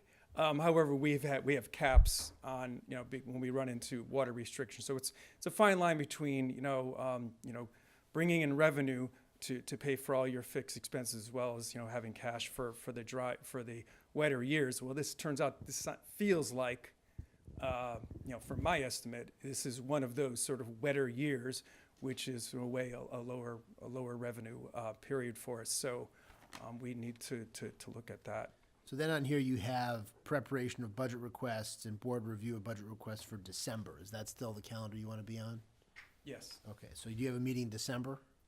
Yes. All right, so before your meeting in I think December, we do have, December. Yeah. you want a draft operating budget from Maurice? Yes. Is that We'll what- have that, we'll have that for you? completed. Yeah, sure. Okay, so by December, have a draft operating budget from DPW. All right, what else on here? Based on the advance, we're going to be preparing the warrant articles next week at the next meeting. So we're going to ask Mike to just brief us on the requirements for the warrant, and then we'll just we have two items. One is the Mount Nebo tank, and the second is the authorization for continued engineering work, whether that is actually to do design or either analysis and or design to start to develop the specifications for the development of the new well and its treatment plant. Okay. What else? So as this schedule was set up about 4 years ago, what probably needs to be refreshed are actually the meeting dates when, with the Joint Warrant and Capital Budget Committee, as well as the Enterprise Committee.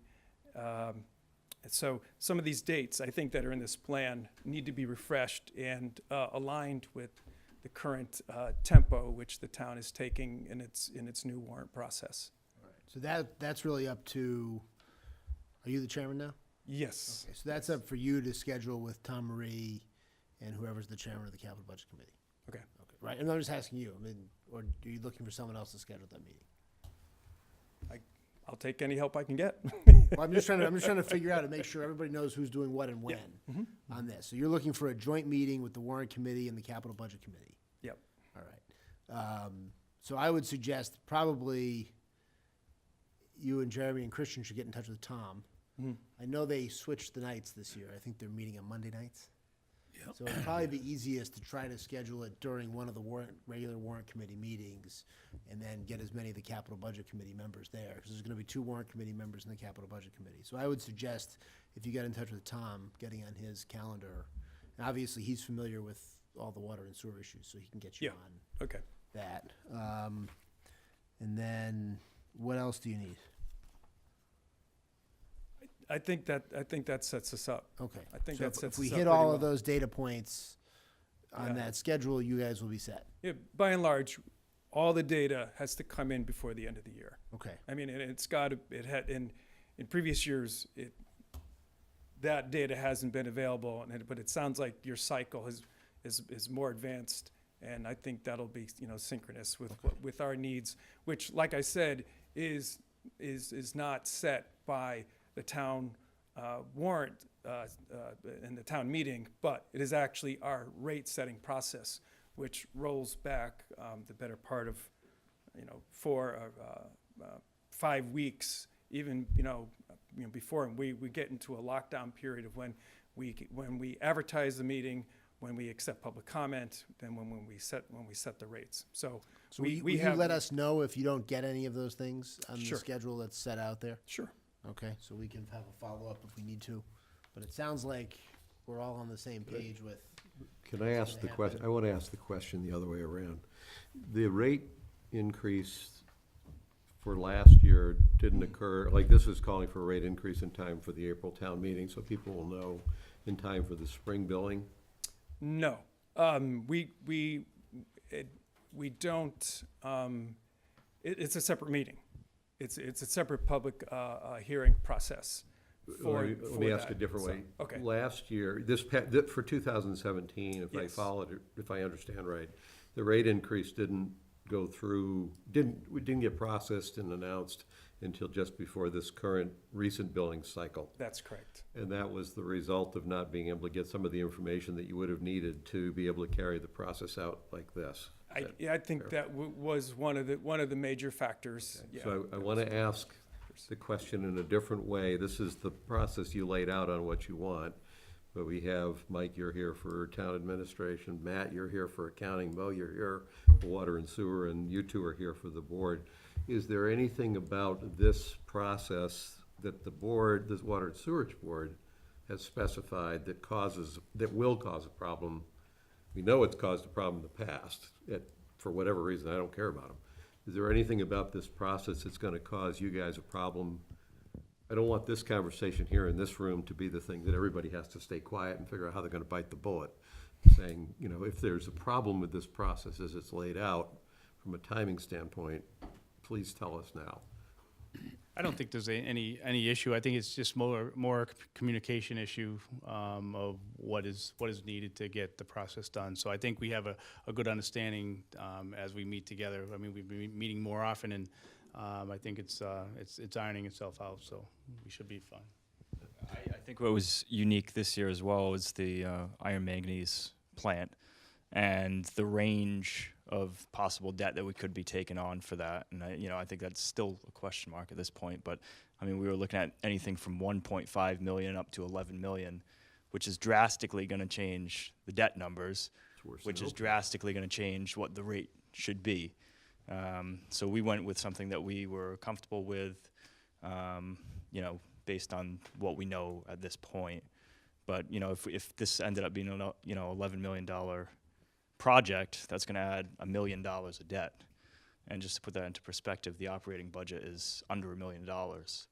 And that would add, $1 million in debt every year at a projected 5% interest rate. So drastically going to change the rates based on that. I think probably it's basically the difficulty is going to be getting the information as a basis for making those decisions and making those decisions. That's where the schedule can bog down. That's exactly what I'm trying to find out. If I agree with you, that's the problem. I'm saying, how do we know that's not going to be a problem again? Well, we have taken a couple steps. One is, like I mentioned, we have this program of reducing the uncertainty or finding the opportunity of another water source. And those analyses we hope, will give us leading indication in the next couple of weeks. We also decided in the last cycle to, we don't know how big the project is going to be. And it didn't make fiscal sense just to say, well, we'll raise rates only when we have perfect information. But we also thought that designing for the worst case scenario wasn't prudent either. So we did pick a water rate increase so that we are at least bringing in the revenue for what would be a reasonable sized infrastructure project, and it would provide an easy guidance for us as a team in the process as we look at the possibility of raising the rates again, so that these decisions that we make for this next fiscal year are not as large of a jump, so that we have started that on-ramp and it's not like an 8 or 12% rate increase decision on a year one. We've already started with a 4%. So we've we're tiptoeing into that water. We know we are going to have to make an investment, and it was a good and informed decision. So we think that by making those decisions, we will be able to make future decisions a lot easier. Can I add something? We're kind of beating the new water treatment option almost into a sewage treatment option. I don't think that's actually the thing that's going to make it hard for us, or the thing that has made it hard for us in the past to meet the schedule that that Willis laid out way back in the day for us. I think what's made it hard is that our superintendent and our town administrator aren't just working for us. And I know that is true. You guys have a whole bunch of budgets and a whole bunch of departments that are asking you for the same kind of information so that they can do their planning. And Bill and Jeremy and I have got these nutty jobs, and it's all we can do to find a day a month when we can actually get together and talk. So if Mike can't get the stuff to us by that date in December, it's going to be a month before we get another shot.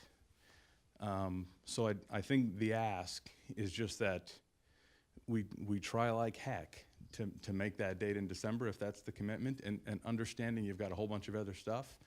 If we need to plan around it better, shift the date a little bit or something, let's try to do that ahead of time. And I think maybe That was behind, Gus, that that's what was you what were was trying to behind my get to question. is, Right. I know you guys have a million things, but if we miss the date, we're back a month. And if we miss it again, and that happens a lot, you know, now we're back to February and it's over. If we get to February before we start figuring out rates, the bills are gonna go out before the rates are decided.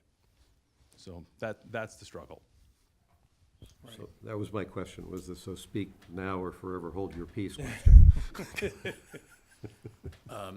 Matt's program did do a 5-year projection on the rates too, so there is some minimal guidance, but as he pointed out, when you're dealing with a range of $1.5 million to $11 million on a capital project, yeah, I'm not sure how much it really contributes to the actual information process as far as the public is concerned.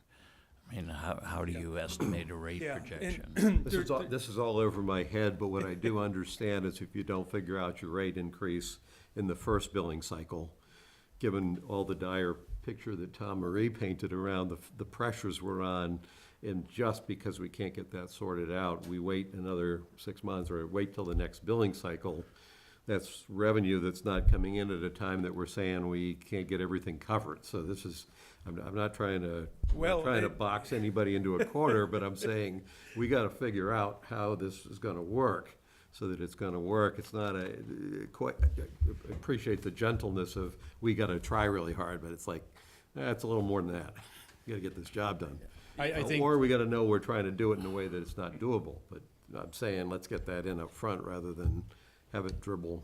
I think we have a clearer picture this year, and I think you know, where the information is you know, being compiled a lot quicker, and also the only thing that's going to maybe hold it up a little bit, it would be you know, the budget process, depending how complicated, how you know, how many times we have to meet and get it squared away to give final numbers. But I think we're in good shape right now, and I think we're gonna it'll all work out this year. There are a couple other items here. Rules and regulations manual. We're in the process of updating the current water regulations. They haven't been really looked at since 1995. Mo and I and the rest of his team have spent the better part of 6 hours in the last 2 weeks going through examples from other towns and to update our own rules and regulations. It should be, you know, clear and transparent. What rules and regulations are, and it should be on the website. So John Q. Public, you know, should know if there is a, you know, if he wants to disconnect his water, is there a fee? Or if he wants to, you know, if there is a title change or whatever that is, it should be, you know, quite, it should be modern, and it should be concise, and it should be a best practice, and that's what we're working on. And after that, we'll tackle the sewage side of things as well. Regarding stormwater, it's not in the purview of the Water and Sewer Board Commission. There is whether it's overtures from the state that wants us to take some of that on, as well as private well management, registration and management. There are overtures to that extent, but I haven't seen anything that's been promulgated that would affect this board. and in the enterprise funds themselves. I see a note here on conservation bylaws. We passed that already. Yeah, we passed that in the last warrant, in the last warrant cycle. So. Anything else, Bill? No, I just thanks for the opportunity of just opening this process up a little bit. It helps to get the support, and we, completely understand that, we're a little bit, well, not we, but the enterprise funds that serve both water and sewer are a little bit different because they are not paid for by taxpayers directly, and that the cycle for our rate setting and getting the bills out is a little bit more advanced in chronology, and that has presented some challenges in the past. But it sounds like we're a little bit more synchronized, and I feel confident that we'll be able to get this done as long as the data is there, and we stayed around the table and understand its impact, and then try to have a smooth vector for consumers to understand what services and what that they're paying for, and what that's going to look like in time, so that they're not surprised. Great.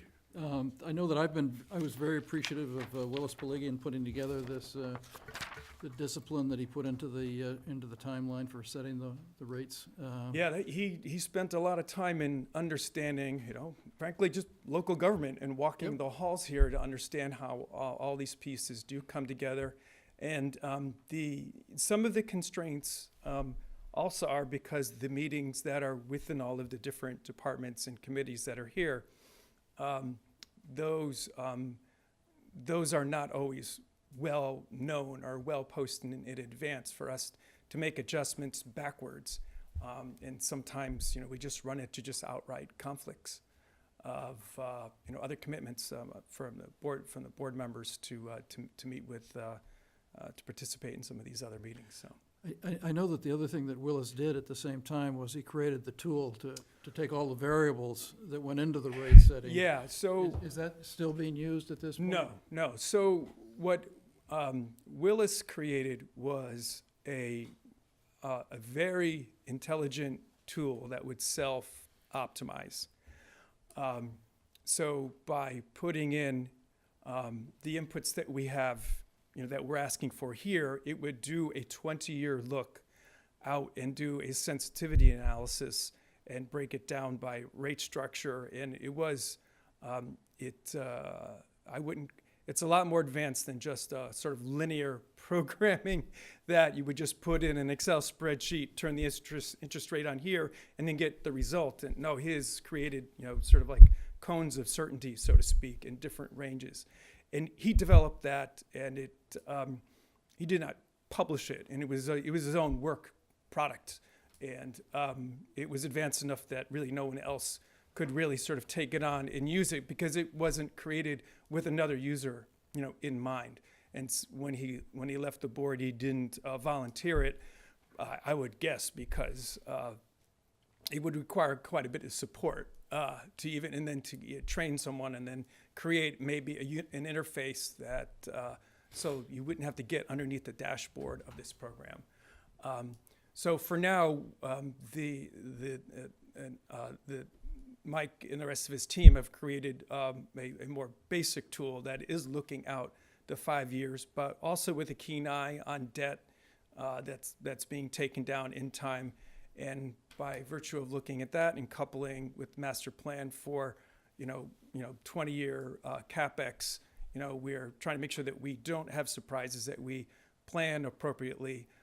For example, the reason why we're doing Mount Nebo now and not 4 years ago is because of juggling some of these other projects. So we're doing it in a little more straight ahead method, and it's requiring us to make to do the sensitivity analysis and discussion as a group, as opposed to waiting for a program and an algorithm to basically give you something of a more singular output and a singular recommendation. So I know we from- wish we had it, but we don't. And if I was in issues, I probably want the sort of liability of supporting it unless we put them under contract. So. And I know that Willis is not interested in supporting it. He did basically, I heard Jeremy Marset said, who works in municipal government, who said that no town in the state has such a sophisticated tool.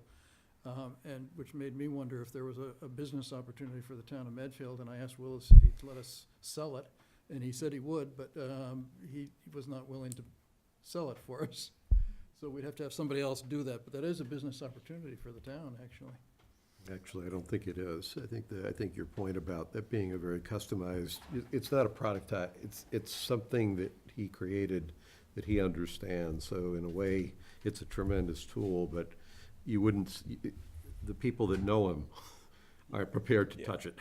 Yeah. There's an awful lot that you'd have to do to make it user-friendly. I think that's probably what would have, Willis wasn't in the business, but he didn't want to take that responsibility on to say, here's this extremely sophisticated tool, now let me give you a real simple user interface and make it robust and stand up that it never breaks. And I can't personally imagine the number of man hours or man weeks he put into that to get it to where it was when we were using it. So I know it was a source of personal pride, but also, I can tell you he put, 100 times more in his volunteerism in the board, than I did at that time, in both developing that tool and in the scheduling Gantt chart and walking the halls here to understand how everything works and understand how, we are slightly decoupled because we have a separate fund, enterprise fund, and a separate schedule that we need to meet of that, and how there are times where some incongruities. No matter how good the tool is, you'll still need the data to put it in. So for now, we're going to be operating on a little bit less of a sophisticated tool, but we still think it would be it's a suitable practice for now. And I think Matt worked with Willis just long enough to get an idea of what he was trying to do, and was able to simplify it and bring it down to a level that us average folks could understand and work with. Well, so. at the end of the day, you don't know what the revenues are going to be. As sophisticated, the tool, can be very sophisticated, but we don't know what the revenues are going to be. We've had times where we've raised the rates 10% and lost money compared to the prior year. We've had times we've raised the rates 3% and did better than we raised them 10%. So So your projections are as good as the weatherman's? Yeah, exactly. I mean, because it's as simple as revenues and expenses in the enterprise fund, and the revenues, you just don't know, what you're going to pull in. We pulled in less money this year than we did last year. And last year were we in a drought last year? I mean, We sold a lot of water last year. Yeah. Yeah. Even though I think there were pretty strict water bans last year, if I remember right? Strict is it's a relative term, Right. because exactly when drought restrictions come in is exactly the same period of time of need.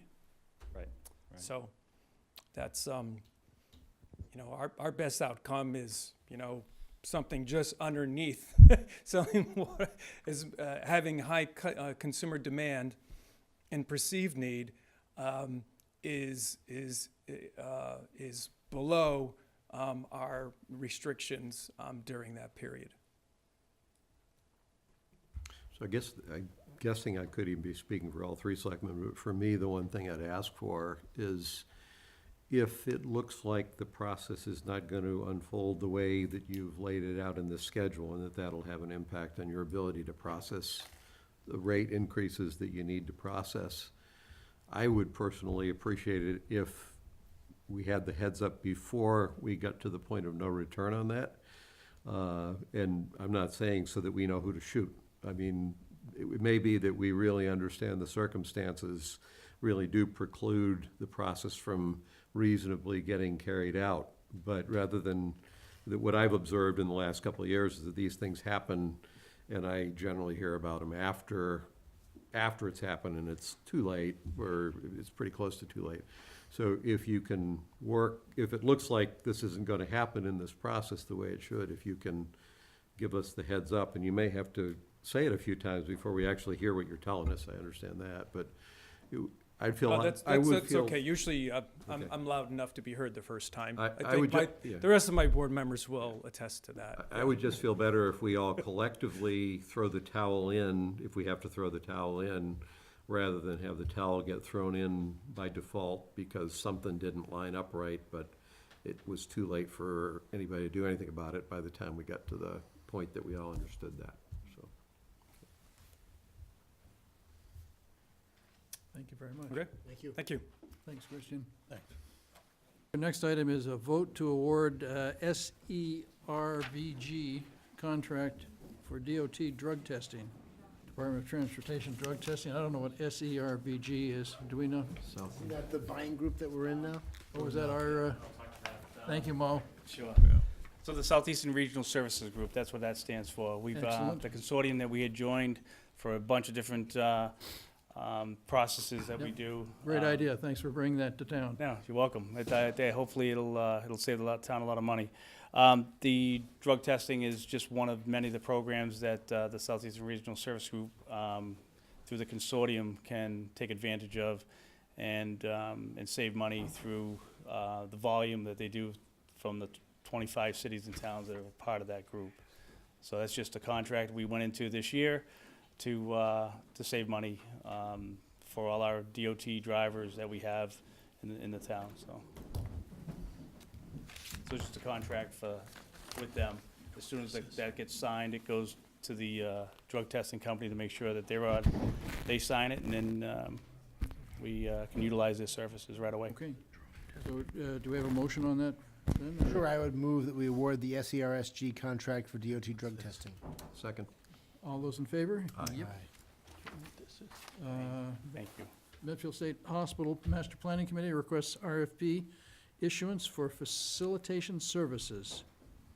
So I spoke with Steve Nolan about this today. Okay. And he wants to review this at the next MSH MPC committee meeting. So we can just table that then for now? Unless, Pat, you have more current information on that. I don't. Okay, so I think we can table that Okay. for now. And then our next item is vote to sign license agreement with Draper Labs for the use of the state hospital property. These are the people that are testing drones. I would move that we vote to sign the license agreement with Draper Labs for use of the state hospital property. Second. All those in favor? Yep. Vote to award contract to Hub Tech for risk assessment. And this is for the securing the internet and the town systems, the web systems for the town. Have you reviewed this contract, Mark? No. That's on the computer systems, I believe. I think we should, Mark, you should review it before we sign it. So it's $15,000 contract in terms of size. I happened to talk to Christine after the OPEB meeting yesterday, and she was saying that there's been 2 attempted hacks at the town hall, and there's, somebody hacked into the lighting system at the public safety building, which, Yeah. for whatever reason. It's So this is, in reading what's here, it's to basically do kind of the attempted intrusion, testing the defenses. Everything in here talked about the fact that if they do breach the defenses, they're not gonna hack the system. They're just literally testing almost the physical and personal shell around this. And then I gather there will be a second phase, Christine mentioned, that would probably be covered under the IT budget. But that second phase would be to put in place what seems like almost an ongoing program of training I know my wife has this at her place where what they'll do is they'll send emails, spoof phishing emails that they can track. And if the employee does the right thing with it, they send a congratulatory email back to them that said, you did the right thing. And I don't know what happens to them if they do the wrong thing. But my wife always does the right thing, so she doesn't get in trouble.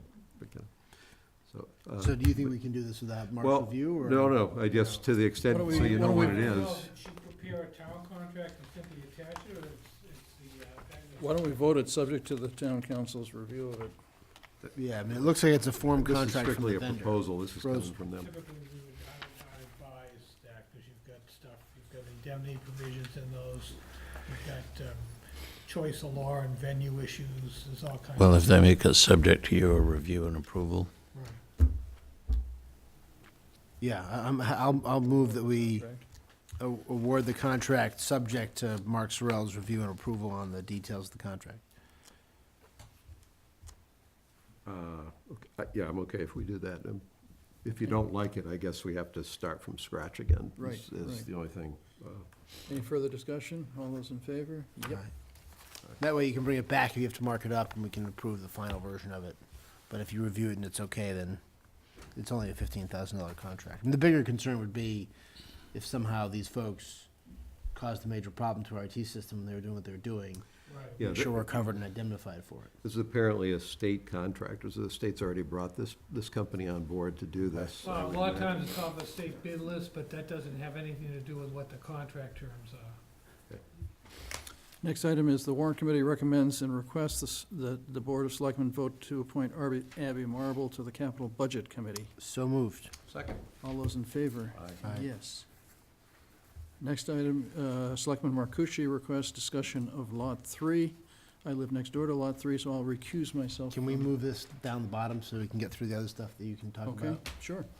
Yeah. Vote to open 2018 town meeting warrant. I move that we open the 2018 town meeting warrant. Second. All those in favor? Aye. Yep.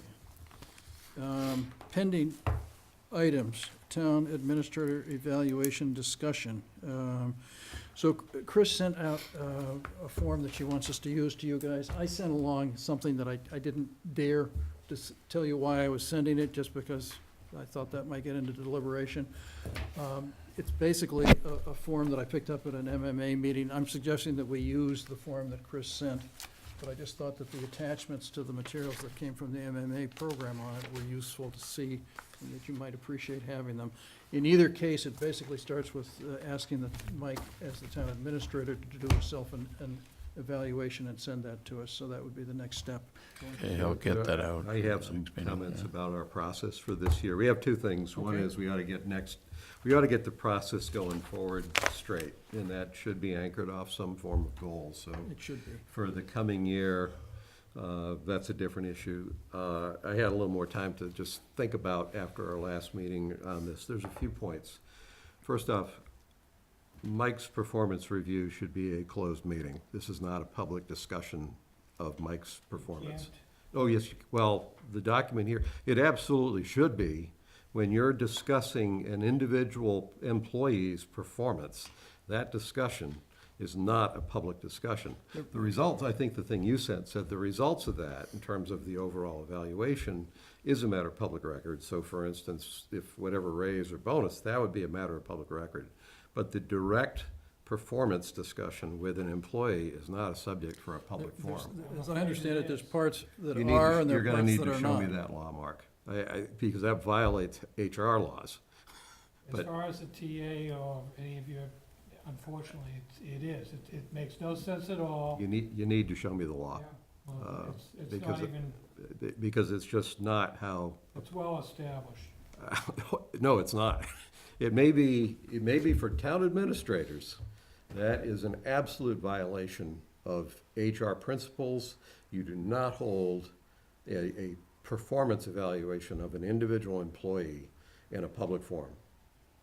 So you need to show me, you need to cite me the I'm law just on a that one. messenger. I'm That's not- fine, I didn't make it just up. show me the law, show me the law. Because I which- just think that, so anyway, So he'll so do that's that. one pending, Yep. that's one pending issue, Yep. is that happen. If given this year, given that there were no goals, I actually agree that the logical step would be, Mike, to ask you to provide us with an assessment of what you believe your accomplishments have been in this past year. Given that you didn't get guidance on what you were told to do, tell us what you think you've done, and I think that's the appropriate basis for us to evaluate that. I was suggesting that we go back to the 2015 goals. I think that's an absolute wrong thing to do, because those were not the goals he was asked. That's an administrative thing to do, but the 2015 goals have absolutely nothing to do with what Mike maybe should be measured against for 2017. If you've been told that those 2015 goals were the goals, if you were told that, then okay. But just because we want goals to measure them against is not a valid way to conduct a performance review. If we don't have goals, then okay, we should have had goals. We need goals this year. Yeah. But you can't just grab something from the past and say, well, let's just use these. It's just not a valid evaluation. So, one of the reasons that I have been pushing a long time now for the annual calendar for the selectmen is that when I started on the Board of Selectmen, everything was done in an ad hoc way. We didn't even know when the next meeting was gonna be. I asked that we start having meetings on the first and third Tuesday of the month to create some predictability for the town residents. I think that, and part of what when I started learning about our responsibility to evaluate the town administrator, part of my goal has been to have that process of the selectmen and the town administrator setting the goals in the summer after the town meeting is over, when we have a sort of a hiatus of other things. But unfortunately, it hasn't. We have an annual calendar that doesn't have annual placeholders for things like that, the way it should be.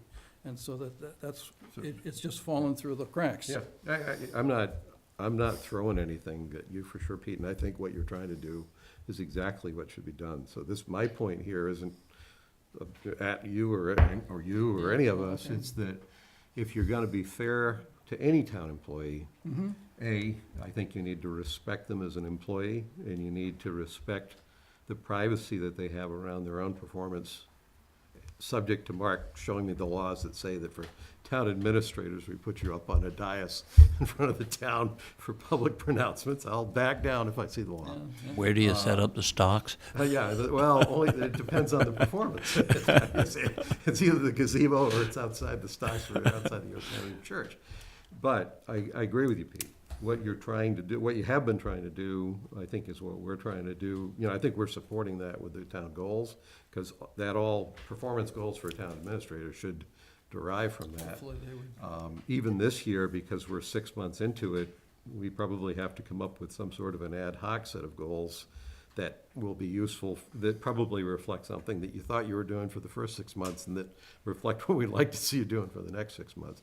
I'm just saying, you don't get to sit there and say what the measuring stick is and go back 2 years and say, well, the last ones we could find were 2 years ago, I guess we'll use those. That's not, we just have to find a better way to give Mike feedback on his performance this year than that.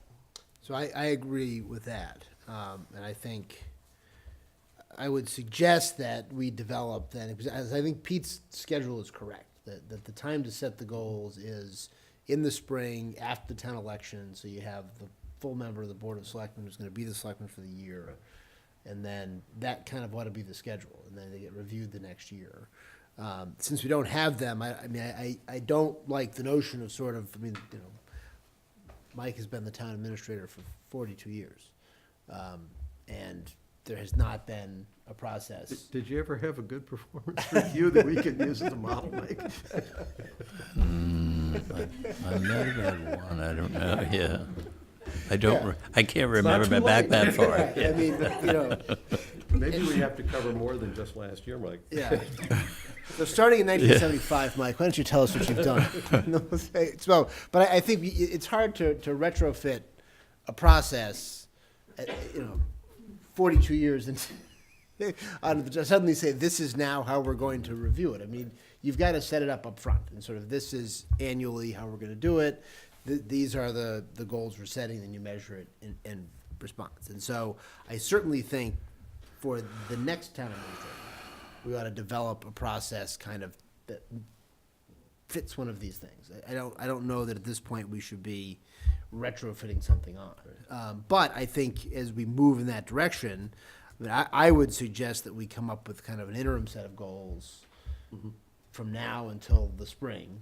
That can be the subject of a review in the spring, and then come up with a new set of goals for the next year in the spring. In the meantime, Mike, you can tell us what you've done for the past 6 months. And I actually think this year, given what we're working with, we could have a good discussion, because I think it would be a useful discussion for you to tell us what you think your priorities and your accomplishments have been, to make sure that we actually, understand what you've focused on, and to the extent that any one of us has a different view of what they should be going forward, we actually have a chance to have that discussion.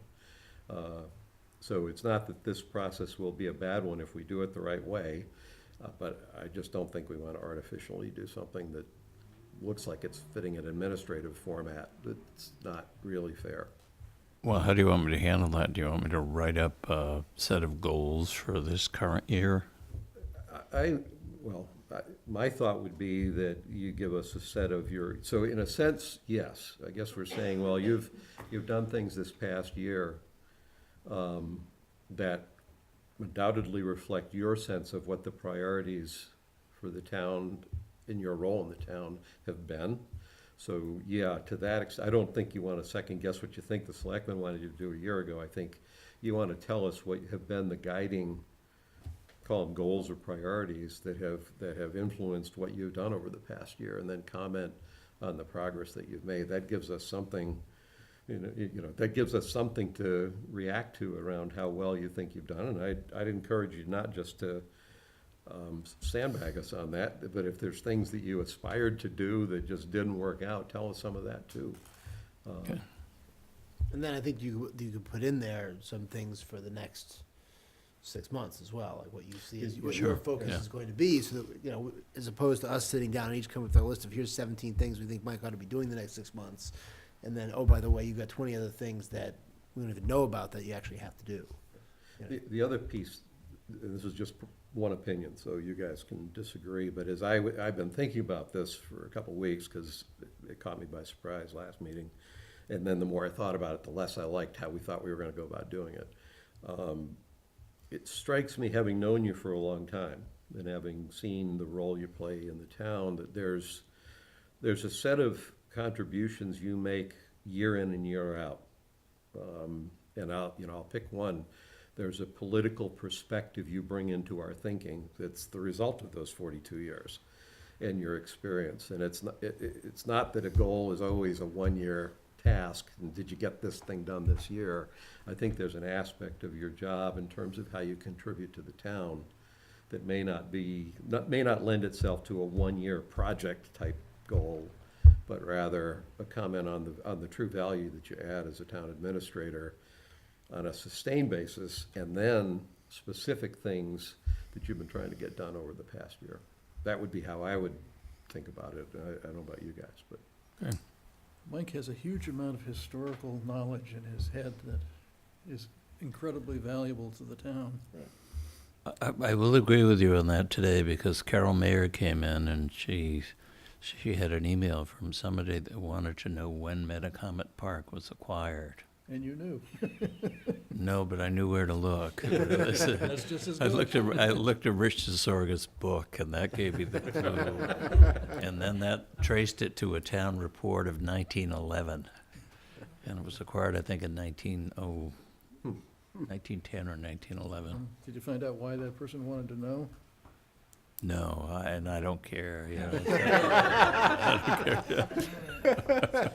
So I guess. So mark them down on inquisitiveness.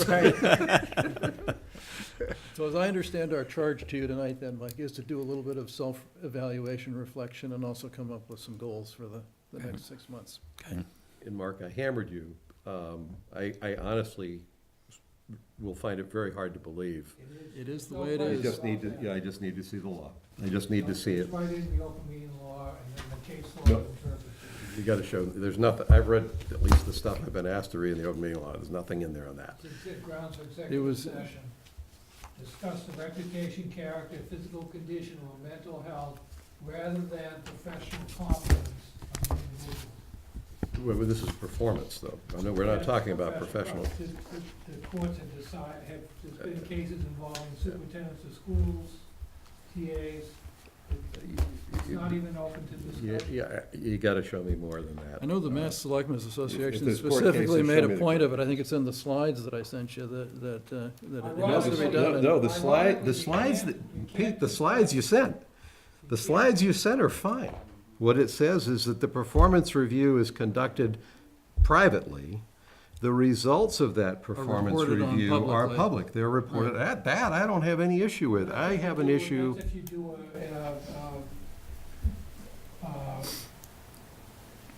a form, and fill out the form and have it compiled, and that's separate. But if you're gonna talk with the TA about his performance, that's No, you don't fill, Ironically, the you can form, negotiate his contract terms in an executive session. That's. the form, So so why you're don't- saying so if we why have don't a you guys work form, this we- out, yeah, between you're saying, yourselves but you're and saying if we have a satisfy form, yourself? then we can have a conversation. If there's no form, we can't. What? You're saying if there's a form, we can have the conversation, the form that Pete No, you don't have forwarded. a conversation, you do a form, you have it compiled by somebody, and that stays. I think, the thing that Pete sent out sounded like each one of us could individually have a conversation with Mike. Yes, and then then one the person results of compiles that it and gets reports on compiled. it to the. I'm okay with that. To the, What I'm saying public. is, I don't picture a performance review with Mike in I this. suppose you can do that, but at the point That's- where you wanna talk among yourselves, now you're back in an open session. If you wanna each talk with him and keep it to one-on-one conversation, yeah, that's fine. But again, if you start to exchange ideas, then you're right back in a public forum. Okay. Okay, next item on our list of agenda items is townwide goals. And this is something you've been working on with Yeah, us, or- well, we had, in the last meeting, we actually had actions to send our respective edits to Christine. I actually, as I was looking at the video, realized I hadn't done that yet, but then Christine's not here tonight anyway. So I think that's a continuing action, and I admit to my own delinquency in not having done my share of it. Okay. But those should go into, and the goal was to get them to her, she'd synthesize it Okay. into probably the document that we can send out to the public for feedback. Rockwood Lane basketball issue. This is the neighbors who put the basketball hoop in the public way, and I guess Mo asked them to remove it, and they didn't want to remove it. So, And so Mike. This is something that the Public Works Director, the Police Chief, and myself feel very strongly should not be permitted because it would create a precedent that would allow these things all over town. And it becomes a dangerous precedent. Very nice, color photos. Yeah, I think that's it, and if anybody wants one. Oh, there are multiple versions. Mark, first question I have for you is, can the selectmen approve a private diversion of public property for private use? Do we even have the authority to accept this? Well, what we've done in the past is to basically issue a license, a revocable license to allow them to do it, as long as it's not a problem as far as the town's concerned. But my question is a legal one. Do we actually have the authority to divert public property, as a Board of Selectmen, to divert public property for private use? Well, if you're talking, yes, if you're talking the roadways, because you have authority over the roadway, so you can determine how they're used. You have some limited authority. Limited authority. What I'm reacting to is all the provisions that require public hearings, if you want to do something on your own property, the kinds of town meeting articles that have to be proved if we want to dispose of property. Right. But here, this is actually us endorsing private use of public property.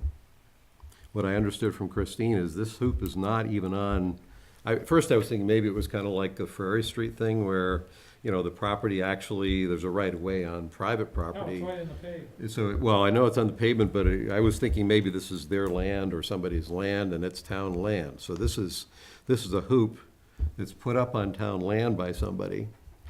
And I guess you're saying, yes, we do have the authority to pass judgment on this. I was not sure whether that would be You the can case. permit it if you want to. Does Okay, it create okay. a liability for the town if anything is, if there's an injury or as a result of this being located in the public way?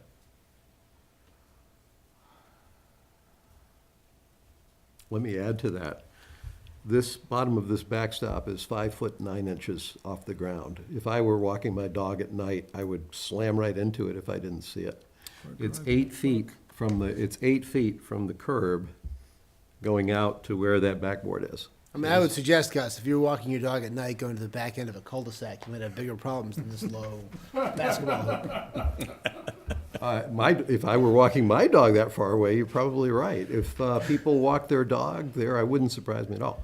Well, the people who would walk their dog are probably the people who live on either side of this hoop. I can't imagine anybody's walking down the end, all the way to the end of the cul-de-sac to go right around the edge of the cul-de-sac to walk their dog. But I mean, has the police chief, Mike, and the superintendent gone through all of the town land and identified every piece of private property currently sitting on town land in Medfield? Are you suggesting the problem is bigger than we think? Well, what I'm suggesting is that But they ask that it be removed, but. Right, well, but They know So I have a It's a second, different I have a question. second issue. If you look at the second picture, that's a pretty good job. My guess is it's a professional job. So that we not only have a private citizen doing something, but we have a contractor who feels free, my guess, is a contractor who feels free to modify the roadbed in pursuit of what this contractor does. Right. My third point, and before I get into this, because I sound like I'm really being a hard ass on this, and I am. I understand this is some family that, or maybe more than one family, I don't know, because it's between houses. Some family that basically wanted to put a hoop up for their kids. So I'm taking a very hard line on this, and I don't actually enjoy the fact that I'm telling some little kids they can't go play basketball in their cul-de-sac. But I see several problems with this. The first one is, as I said, this is 5 feet 9 inches off the ground. Pickup truck goes by, as we talked about, I think in the last meeting, snowplow operator backs up and rips the cab of the truck off, which wouldn't be hard to do. Despite the fact that Mike wouldn't expect me to walk my dog there, and I agree, I probably wouldn't be walking my dog there. My point is, safety problems come up, not because they're expected, but because people run into something they're not looking for. Would we allow an 8-foot extension into the roadway if this cul-de-sac, what about the neighbors that are on, not the circle, but are actually on the road? Would we allow, if we went to Flintlock, which has a very similar asphalt curb, if some kid, I'm not gonna put them out on 27, I understand we wouldn't put kids there, but some kid on Flintlock over off of Pine Street likes to play basketball and wants to put a basketball court up off of their front lawn, do we say, no, you have to be on a cul-de-sac to do it?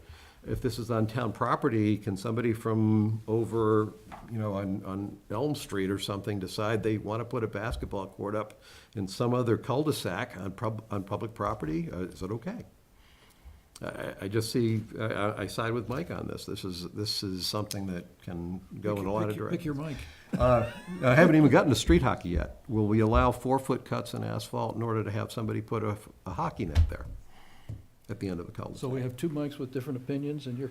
Oh, yeah, sorry, I was Mike's on. Right. Well, I mean, here's the thing. I mean, I would be fine if we were to have some kind of easily identifiable on the website procedure for doing this to be assessed on a case-by-case basis. As I read the statute, this is a discretionary act of the Board of Selectmen. As I also read the statute, if any of those eventualities occurred, we would be able to recover from the owners who put it in. So there's no adverse possession, there's no statute of limitations. Any harm to town property that would come from this, we would be able to go and get it with our authority as the Board of Selectmen to recover for the damage to town property from those owners, whether it's to restore the curb to its original state or what have you. So, to me, To include the snowplow driver who backs up, rips off the cab of his, and winds up hitting himself in the head and is permanently disabled. as I read the statute, in the unlikely event that this basketball hoop wins the snowplow versus basketball hoop battle this winter, we would be able to recover on the basis of the statute. That It's a the defect in way, it's capped on injuries arising from a defect in way. But, I mean, I did draft a license agreement for your consideration if you're inclined to go in that direction. But I mean, it's up to you, it's a policy decision, but I would advise, if at the very least, people should not unilaterally be allowed to do this. They should petition you, you should make a determination on a case-by-case basis, and they should have to sign an agreement and provide adequate insurance coverage. I guess after my looking at it, I think there are better solutions for these people to have their basketball hoop. I mean, you've got a picture of where they have paved some areas for people to sit and wait for the school bus or something. I mean, they could have done that on some of their property, I think, and created a basketball area for themselves rather than doing it on the town Or they right could of use the way. wheeled basketball court that you put in when Yep. you're using it. Yeah, well, this is a much nicer one. It's a pretty certainly. heavy-duty one, yeah. It is. It's better than most that I've ever seen, I think you can hang off the net on this one. even if you're, I don't think I could. well, if it's 5'9", I probably could even reach it, Well, maybe. that apparatus, it's the most impressive. I mean, in all fairness, I wouldn't have the town rip it out. I would give the people a chance. Oh, They yeah, I must would have a lot assume of they money want to move it. That yeah. thing looks like it could be on the back of a tow truck to pick up cars, the pistons. And that of are course, on you the have cylinders. the professional-looking water slide in the background of your photo, so. Yeah. That caused me to drive around to the front of that house to see the rest of the water slide Three-story water property. slide behind it, yeah. So I would go along with our town administrator and our chief of police and our director of DPW in suggesting this is a bad precedent, not a good idea. And I would add that as a result of going to look at the McCready 40B proposal on North Street, I missed the site walk, and so I couldn't see it all from North Street. So I went around the back of the property, and whatever that street is that comes in the back. Castle Ave. What? Castle Ave, I believe it Castle is, Ave. yeah. There's one of those there, too. It looks like it's on the town No, right away. I think if we're gonna do this, that Mo and the chief and you should go identify every piece of private property on town land, because we can't unfairly signal this one out. We should identify them all and remove them all. Bring them all here. You know, And we can go over all of them and remove them all. If it's that big of a problem, we should be affirmatively identifying those problems, and not just one that happens to come to our attention. and to me, it's different from, most people, they have the portable ones that I'm used to, where people put them in their driveway. In the winter, they can take the nets off and wheel them in their garage. But this is a permanent Yeah, if fixture, we- if we affixed to want the ground. adopt It a sticks policy 8.5 for what we feet. will allow, Yeah. I'm okay with that. I would be fine with I it. am not okay, and this was not the only way to do this, it's impressive.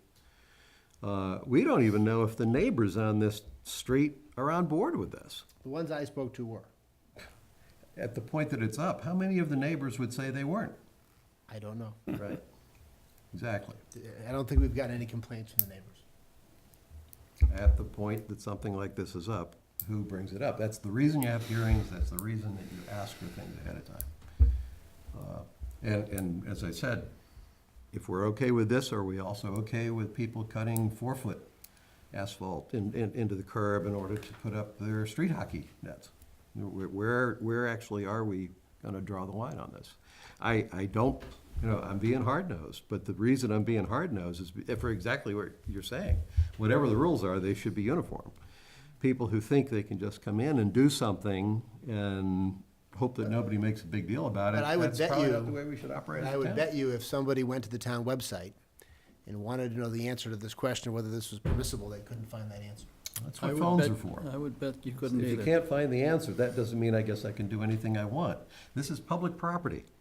This is not private property. It's been appropriated for a particular purpose by certain people, and I understand, they're on a cul-de-sac, so they're saying, well, we should kind of have special privileges, but actually they don't. And I'd be happy to try to accommodate the recreation needs for kids. I don't have a problem with that, but that's not what this is. It's an 8-foot impediment over a roadway at 5'9" high. Well, it's adjustable. It can be adjusted higher. It's not adjusted, that, all the more reason. It's an 8-foot it's a 5'9", 5'9" high is where it's been. It's been there for the last several weeks. So I think the issue here, The kids in the neighborhood are young. When they're older, it'll be higher. People walking their dogs in the neighborhood aren't young. do we need Clearly, a, they were a bit disoriented and wandered off the main road to. For the walk for the down record, the I street. feel bad about being so hard-nosed about this Yeah. with a family that's trying to do something for their kids. yep, absolutely. But for the town, I actually think this is what we need to do. I think so, too. So I don't think, we don't need a vote on this, do you, Mike Sullivan? Probably it's just something No, you need a vote on how to proceed, yeah. All right, do you want to make a motion? So I move that we ask the police or the highway department to inform the people they need to remove the basketball And to hoop because it was not authorized by the town. It represents a safety hazard on the roadway. second that. Any further discussion? All in favor? Yep. Opposed, no. A 2-to-1 vote. We have a continued discussion. I hope we'll have the survey of other private property on our town land shortly. on that. And we'll Do the also best we have can, yeah. an update I on don't- enforcement of a variety of other laws, including our speeding laws in Medfield, I've which are never, violated more routinely than. So Mike, if you would, I think originally you had offered to make a policy. I have no problem with entertaining a policy that makes sense. Yeah, I'm happy to put a policy together. I mean, there's currently a state statute that gives us the discretion to decide what to do Yes. in the circumstance. And we did. So I don't know that we need a policy beyond that. But Next I'd be item. happy to make one, and if people can find it, they can follow it. Okay. Continued discussion regarding VSO, Can I Veterans. follow up one more minute there for, because. No. No, the issue is, if you think it's important to have a policy to allow people to enable their kids to use streets like cul-de-sacs, not major thoroughfares, and you think there's a way we can do that, that does not introduce a permanent safety hazard to the road, but that would give them that flexibility. And I would, personally, I would consider a basketball hoop that can be rolled in and out so that it's only in use when it's in use. I think there's a lot of ways we can meet the needs of what parents are trying to do for their kids without having people unilaterally affect town property and introduce hazards on the roadway. If you think it would be valuable for us to do that, I'm happy to help you with that. I'm not No, against I can that, draft, but- I can draft a policy in that. Okay.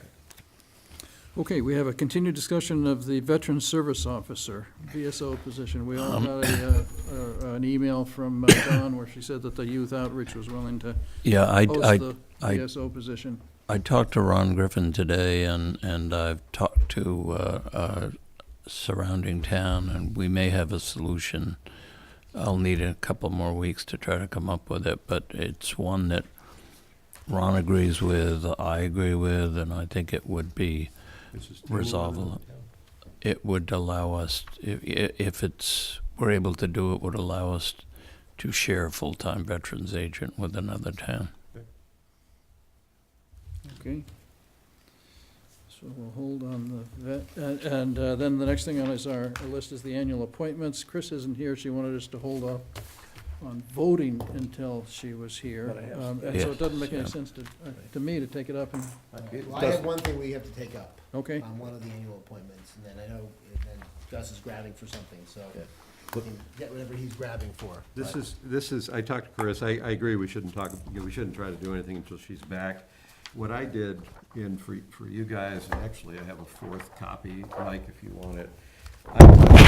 I was on travel last week. I took the list that Chris gave us, because I'm trying to figure out how you actually think about this as a selectman. I kind of struggled with that.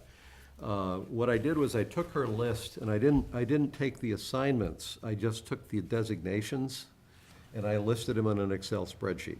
There's three, it's the same file, and I'll be happy to send it to you electronically if you want it now that you have this. You sorted it differently? I made three separate, I saved the file 3 times with 3 sorts. What I did, so the first one is the way it shows up on our list.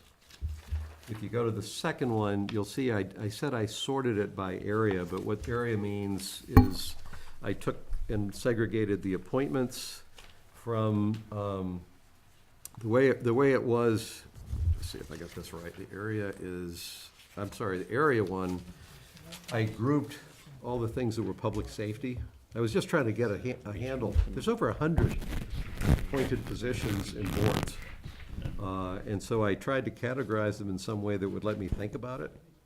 So you'll see the one by areas, grouped by public safety. I think there's environmental.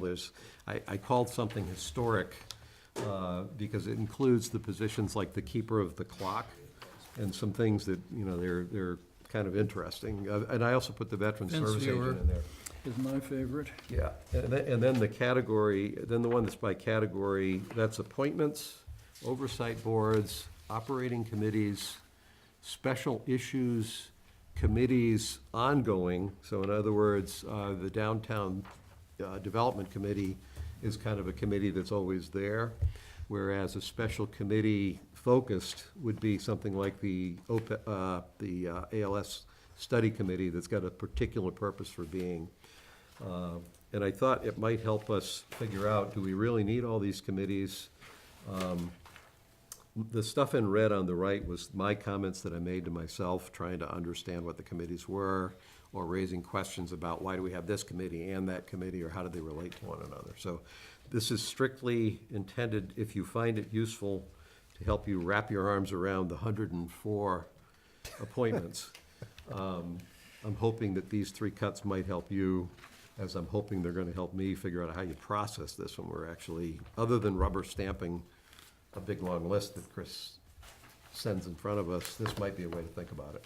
Okay. The only new committee I put in here was a placeholder, which was the State Hospital Master Development Committee, which we haven't actually, I didn't know what else to call it. So it's in there as a proposed likely new committee that we need.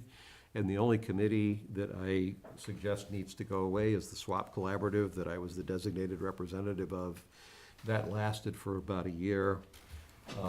Half the members stopped coming. There were some of us that still came, but then I kind of got cut off at the knees on one of the contracts they were working on when it was an energy, it was the shared contract. I went to one of the meetings, all set to talk about the shared contract we were going to be part of, and I learned that we had already told them we weren't going to be part of it. So at that point, I realized I wasn't doing a whole lot of use on that committee either, and I was being undercut. So the whole thing kind of went away, and it's not active now.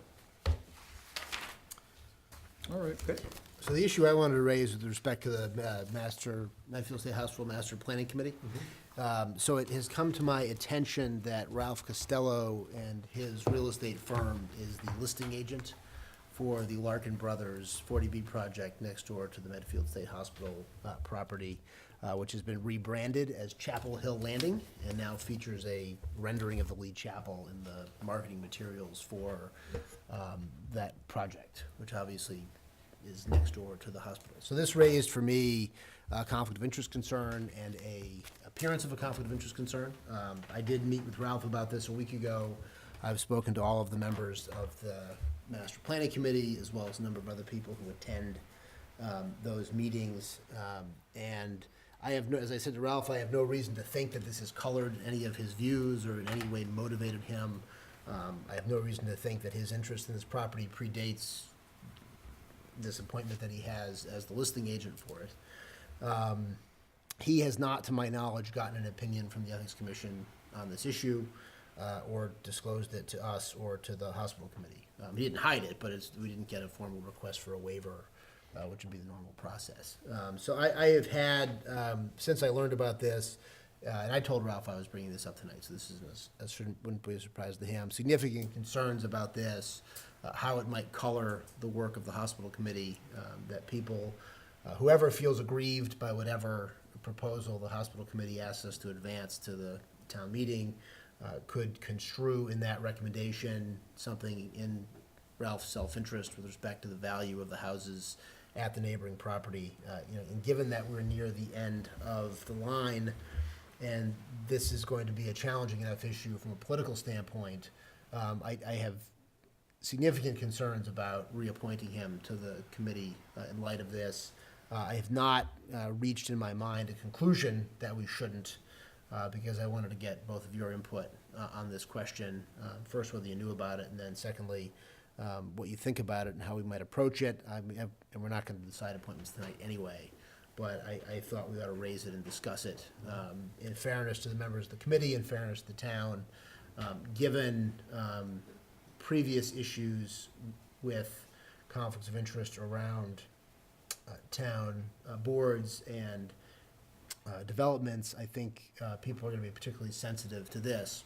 On the flip side, if we decide to reappoint him, we have to do so recognizing that when and if, in the high likelihood this is raised as an issue at some point in the process, it really is on the Board of Selectmen then to respond to that concern and acknowledge that we've appointed him in full knowledge of the situation, that we've concluded that it's not a conflict, or that whatever harm would come from the conflict is outweighed by the benefit of keeping him on the committee. It's not fair to the committee or to Ralph to say, well, we're going to reappoint you, but when the issue is raised, you all have to get up there and explain why this is okay. I mean, we're the appointing body, and so it's going to be us to explain why we thought it was okay and why we don't think it changes it. I spent a lot of time thinking about it, and I will say that I'm not going to reveal the contents of my discussions with the hospital committee members. I will say at the conclusion of those conversations, which took up, probably in excess of 10 hours over the last week, I don't think my concerns were allayed. I did not come away from those discussions thinking there's nothing to worry about here. So I will say that was kind of how I came out at the end of that, process. These are calendar year appointments? Yes, yeah. Fiscal. Well, July 1 to. After town meeting, they're normally made, so it's. So my it's point really- is, it's sort of a I'm not sure that there'll be a master planning committee for the next year. There'll be a something else committee, and as I see it at least, to follow up, to pick up on the development of the property. So it may not be, I'm trying to figure out whether, is this a reappointment issue to cover January to April? This is to cover last June to next June. We should have done this in June. Normally, these appointments are done in June, after town This would meeting. be removing him effectively from the committee Okay. at this point. Okay. We just haven't reappointed. I mean, typically, all the appointments we're doing now, we would have done in June or July to reappoint for the Okay. upcoming year. Okay. We just haven't gotten to it because of changes and all the rest of it. So, I mean, it's a live issue in the sense that, I think under the charter, they continue to serve, but in terms of the reappointment, it would be an appointment going forward, and not for after and frankly, after the town meeting, it doesn't matter much, right? I mean, really, now is the key time for this committee. So I knew about it because I was leaving my house to go to work, and they were having an open house at the model home, and I went in and I discovered Ralph there. And then he mentioned it to me, and I was, at that point, I just kind of brushed it off. As I thought about it more, because I have faced the similar issue with my own property being located next to Lot 3 in the Hinckley Field. And I did get in touch with the State Ethics Commission at that point to ask them what I was permitted to do and not do with regard to that, speaking about those issues. And their rule, as I understood it, is that if it has a financial issue on you, as opposed to the community in general, the town in general, then you're supposed to recuse yourself, and so as a result of that, I live one house away from Hinckley, one house away from Lot 3, so I don't speak about those as a selectman. I'm still permitted to speak about those as a private citizen, but not as a selectman.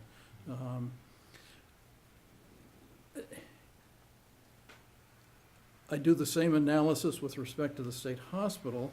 I think that is so far away from my house that I don't think that I determined that it was not a conflict, a financial conflict. When I had this discussion with the State Ethics Commission, they suggested to me to hire an appraiser to come up with a report on the change in the value of my house from these different things. And the result that I came up with was that the things that are one lot away are close enough that it clearly would have a financial impact on my house, but that I don't think that the hospital, which is the property is a mile away, would. And so I do talk about the hospital issues. I think that in this instance, what happens at the hospital may well affect that development, so that I don't know. I dismissed it at first, and then as I thought about it more, it worried me. I don't have a real conclusion. Yeah, I hadn't really, I'm aware of it recently, probably concurrent about the time that you did, or right around the same time. I actually think objectively it's a conflict of interest. I appreciate what Ralph has done to contribute to the committee. I think there's a value to, in fact, when the committee was first formed, when we first bought it, given what he was able to do in the development down on 27, there was part of me that said, I hope we don't bring him into anything that would preclude him from at least being considered to do some of the development, because I could picture not quite the compressed cluster development that he's done on 27, but I could picture something at the time when we first bought the property. I could see some sort of a less pressurized cluster development going in there as a way to keep the open space. And at the time, didn't have any influence over it, didn't say anything, but at the time, I was just hoping his involvement would not preclude him from potentially being able to develop property there, depending on what the ultimate plans were. But certainly I hadn't fully made the connection with the Larkin project, and I think it sounds like a pretty cut and dried conflict of interest to me.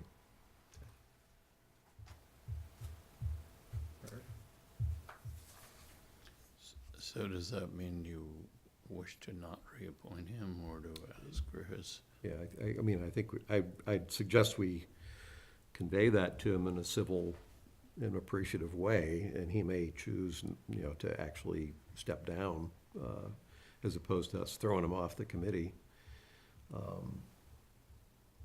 He's played an important role in the discussion, so he has a voice that's affected that, but I'm guessing given that some voices in those committee meetings aren't appointed on the committee anyway, I would think that he would still be able to be a voice if he chose to do that, but just not as a member of the committee. Mark, how does that work on the conflict of interest? If he has worked on the hospital project, is he precluded from bidding on any proposed development? Or is it for a certain length of time, or is it forever, or how does that work? Unfortunately, it's a very complex statutory scheme. There are multiple sections, and there are different standards and criteria and exemptions depending what you're under, which is why Pete's analogy for his own situation is fine, but it doesn't necessarily carry over to this, because what you have is potentially somebody, a potential for self-dealing and a potential for having a contract or contractual interest adverse to the municipality. So they're different sections, actually. The potential is there. So there's one thing about whether you choose to appoint him or reappoint him or not. That's one thing. The ethical issue is always there. That's the State Ethics Commission. They're not bound by what you do locally, one way or the other. They have two modes of operation. One, you go to them in advance. You lay it out fully to them, preferably in writing, although they do have a attorney for the day. But if you're really concerned, you put a detailed written thing to them, and they will give you a written opinion as to that you can rely upon, assuming you made a full disclosure to them. And that's their guidance mode. If you don't do anything, you just ignore it and you proceed merrily on your way, and somebody brings it to their attention, then they go into an investigative mode, and then it's a whole different ballgame. Then they've got all kinds of penalty provisions that they have the authority to impose. So, and it's very, hypothetically, at least on the books, it's very, very, the maximum penalties are severe. And for what it's worth, I don't even know if Ralph has any interest in going after any development at the state hospital. I So think he has said he doesn't, but. That he does well, not? I know he said that his interest in being involved was to just try to help the town. So I don't even know from the standpoint of the state. This was me saying he did a pretty good job over here. He'd be at least a good candidate. I think, So don't even know what to be say. perfectly honest, if he was part of a process that resulted in what the determination of the town was going to be as to what to do with that property, I think there's a high likelihood he'd be precluded, and he certainly would have to go to the Ethics Commission at that point before he bid it and get advice from them. How about do you have an opinion on his conflict of interest from being involved on the committee and also doing the marketing on the adjoining property? I mean, I haven't really given it a whole lot of thought. I'm just, kind of listening to your analysis.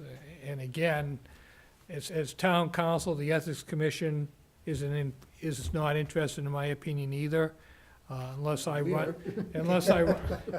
run something by them and get their okay, they won't be bound by my input anyway. So the short answer is the safe mode is always in advance, go to them, lay it out, and then act accordingly. Yeah, so he could still do that, I suppose, Yeah. at this point, yeah. If you wanted to, if you indicated you have concerns and you're kind of ambivalent and you're suggesting that he get an ethics opinion prior to your making a determination, then. Why don't we suggest that to him then? Well, I mean, Gus, you're pretty. To be honest, I think it is a conflict of interest. And I don't think it's the kind of thing that we should be mad that he did what he did. It's just that this is one of these things that emerged over the course of several years, and it's the boiled frog syndrome is you don't notice that the water's getting warm until all of a sudden somebody points out it's boiling, and I think you just point out it's boiling. What it might still be advisable for him to go to get a readout from the Ethics Commission, to the extent that he at least would like to leave open the possibility of being able to develop the property there, to say, listen, here's what I was doing it for the best of intentions, but now these circumstances have all combined and this has been brought to my attention. I'm letting you know about that, and my immediate reason for, aside from just letting you know about it, is because I need to know whether I'm restricted from ever pursuing any development on the state hospital. But I think the decision on appointment, I don't think we need to wait on that one. Your argument's good enough for me. All right, so should one of us call Ralph? Talk to him? But, yeah, I'm happy to do it, or you can do it, or? You've already talked to him. I've spoken to him, I I'm would happy su- to call. Then I would suggest you do it, but and the main reason I'm doing it is because I'm leaving for New Jersey tomorrow. I won't be back till Friday. Fair enough. I'd I be will happy call to him. talk with them though, so it's. Yeah, I'll call him and let him know, we haven't taken a vote on this, but this is sort of the sentiment. Yeah. Concern of the board. Okay. I told him that we'd be talking about it tonight, and, I'd let him know. Yeah, you can tell them we're reluctantly concluded it, because I think we did, but. Okay, licenses and permits. So I would move the approval of the licenses and permits identified in the consent agenda as set forth in the consent agenda. Second. All those in favor? Yep. Aye. Now, I see there's not a item on here for selectmen's reports, but I'm going to insert myself into here and make a brief selectmen's report before we switch back to lot 3. And that is to provide you with, I think I've got one for Mike as well. So this is the current,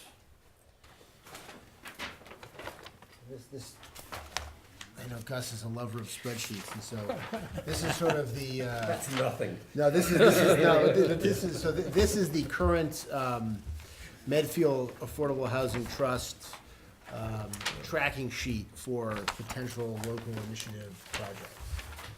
Share this one. And so we handed this out at our meeting tonight, went through it. It's sort of, Jim Brand put this together. It summarizes kind of where things stand, both in terms of approved projects and then units coming down the line. The one update that we had, two updates that we had from our meeting today, is the item listed at number 12, 90 North Meadows Road. That's probably going to be the next application that we're going to get. They may not, they're going to be in touch with Sarah and maybe putting together a LIP application to come to the Affordable Housing Committee, the Affordable Housing Trust, and to the Board of Selectmen. It's right next to the Goddard School. Paul Borelli owns that land, and so it'd be slicing off a piece of that land. Currently looking at 12 apartments. It might be a couple more. But we were sort of penciling that might be a 2018 issue as well. And then at our next meeting in December, we've asked LifeWorks to come in to lay out their proposal for a group home. They had expressed an interest in two of them, as you'll see on their listed as Group Home 1 at MSH and Group Home number 2, location TBD. We suggested to them that number 2 is probably more likely to move faster than number 1, and so they're going to come next time and put forward a more detailed outline and ask for that. We also, I updated on this or not, we did appropriate $25,000 from the trust to pay for the attorneys who are going to represent the Medfield Housing Authority in negotiating their master lease agreement with Newgate, which will be developing the expansion of Tilden Village. Our most recent update is that contract has not yet been signed, but Todd Trebehenko is the trust member assigned to Tilden Village and is continuing to follow up with the Housing Authority, the board, and he has a direct contact with Brian McMillan from Newgate on updating that. So this is sort of the. And you think that one's gonna be available to us this coming year? Well, that's where it's penciled in. When we met with them and approved it, we told them that was our target. Because what's gonna happen, what most likely happen with Tilden Village, assuming it is approved, it's unlikely to be built before 2021 or 2022 because of the funding schedule. And so we will get the benefit of those units for 1 year on the SHI, and for purposes of the safe harbor certification, it's almost certain that will lapse after a year because the building permits won't yet be pulled. In order to apply and to get into the state tax credit regime, they need the site approval, they need the comprehensive permit issued. But Brian believed if he got a comprehensive permit issued in the spring of 2018, it would be 2 to 3 years before they had the funding and be in a building permit situation. So from a safe harbor standpoint, and again, this might be, and we think it's reasonable, given that there's the previous approval from 1974, and there's a lot already kind of baked in to that particular proposal. Even if you met it, that would be even though it would be normally 2 years for that number of units, when it lapses on the SHI, you can't keep the safe harbor for the second year. And then you can't use them again, right? Once they qualify, but you can't use them for safe harbor again. And so, for next year. So even when it gets built or starts being built in 2021, we won't be able to use it, huh? No, not for safe harbor, although it would count on the SHI. And so, you'll see kind of, this is an aggressive number on when the 10% will be achieved, but it likely could contribute to actually reaching the 10% in 2020 or 2021. So we think for the next year, it's more likely, right now, some combination of 90 North Meadows Road, the group home, and then the 71 North Street are the more likely proposals to get us the safe harbor for year 2. And then if whatever may or may not become of 93, 95 North Street is separately, but we're kind of thinking that kind of on this list, number 3, number 11, and number 12 are the ones that are most likely for the next year. Mike, do we have any, like Sullivan, do we have any developments, non-affordable housing developments where we would be picking up affordable units based on the bylaws that we've passed? No, I believe it's a minimum of 10 or 12 units you have to have before you'd be required to do it. And the only thing I could think of was the LCB, and they said they were not providing any affordable units within that development. But I don't know, are they subject to a inclusionary housing provision? They attempted to grandfather themselves before the town meeting, so they may or may not be grandfathered. But I thought they were trying to subdivision. come in under like a hospital as opposed to under a They're viewed housing. as housing. They're viewed as housing? We're gonna get charged with those units. Yeah. We weren't getting any, my recollection, when I even asked the question when the first presentations. Bill, you need to talk into a microphone, sorry. Yeah, I'm sorry. I mean, I haven't looked at that for a while, but one of the initial presentations they made, I asked them about whether anything would count towards 40B, And the comment was they wouldn't, and I said, so you're adding 78 units to the town and putting us 8 more units in the hole for 40B? And he kind of said, yes, I mean, so. That's yeah, right. You're absolutely right, what you say. Right, my question was, this past town meeting passed an inclusionary zoning article Yes. for any development over, for multifamily. Is this considered multifamily, and would they be subject to it and be required to provide a certain percentage of affordable units? No, I don't think, no, they're not they're an institutional, of But some but they're housing and they're but multi-units. that's not how they defined it. I don't think so. You know, it's getting crazy. There's a group that's trying to push through a zoning change. And among other things, it would require that in rural towns, the least density you could have would be 8 units per acre. And in other towns, cities and towns, the least number of units per acre you could have would be 15.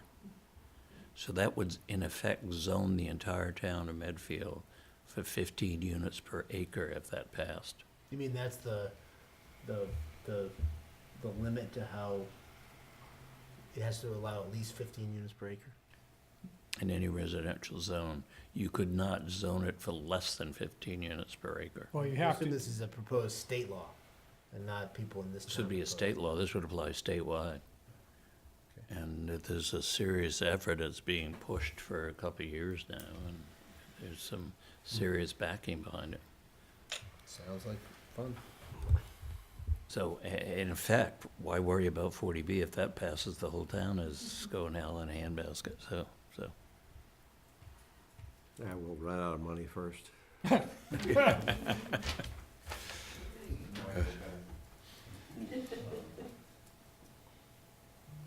That's why these elections are important, and people that don't vote in them really need to think about, don't So do complain. you want to do the Lot 3 discussion now, Gus? Or So are we done with this? Yeah, this is just, I wanted to make sure to Okay. pass that along to both of you. Yep. Did you want to do anything on Selectmen's report first?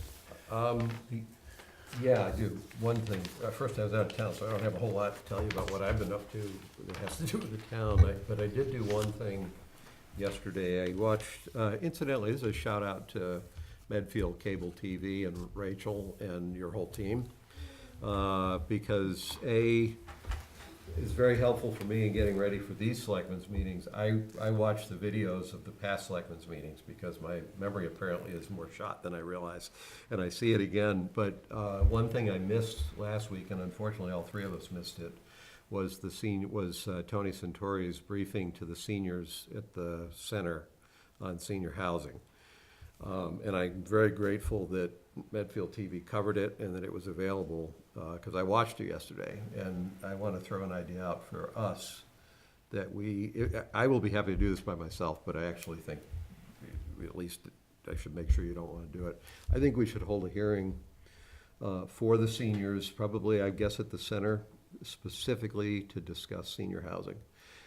There was a lot of misinformation, not outright lies, but misrepresented information, not because anybody was trying to do it, I don't think, but just because people don't understand. The State Hospital Steering Committee, I think, came under some unjustified criticism for what the seniors thought the committee was doing and wasn't doing. The seniors clearly, if you watch the video, you can tell that they're frustrated. They don't think anybody's listening. I don't think that's true. But I think giving them, and they were talking about petitions, and the petitions had more to do with just tell us that you care about us and that you're going to do something, is kind of where it sounded like the petition was going. And it's like, oh, sure, I'll sign that too, but that doesn't get you what you really need. So I'm going to suggest that if we can, that we try to schedule a specific hearing to meet with the seniors. And partly, I think we can fill them in on what's really going on. Partly, we're going to have to fill them in on all the things we're trying to juggle, so it's not just strictly about them. But partly, I think we need to hear what they're saying and in some cases, explore some ideas with them, because I think there were some different So voices do there. you want to follow up then and get a date from Roberta? Yeah, I'll see. We'll, I'll see do if that we and can- we'll publish it. And would it be best to do it during the day, like in an afternoon Absolutely, time or yeah, weekend, yeah. or? Yeah. I mean, I'm flexible for when we do it. They did, I don't know, week, 4 to 7 or something on a weeknight. I was just out of town. Yeah, so I'm guessing it works better if you can do it afternoon or something like that on a weekday. Did they have good attendance, 4 to 7? They did. Yeah, it looked like, what? I didn't go, it was But you were on the screen credits. Jean, You were get you credit there? for it whether you go there or not. I did. Okay, all right, okay. I would suggest you do it sooner rather than later, because I'm hearing anecdotally about some proposed town meeting articles that could be very problematical. Yeah. Maybe, Yeah, they maybe were now talking- that it's darker, do it a little earlier, like do a 2 o'clock Yeah. meeting or something.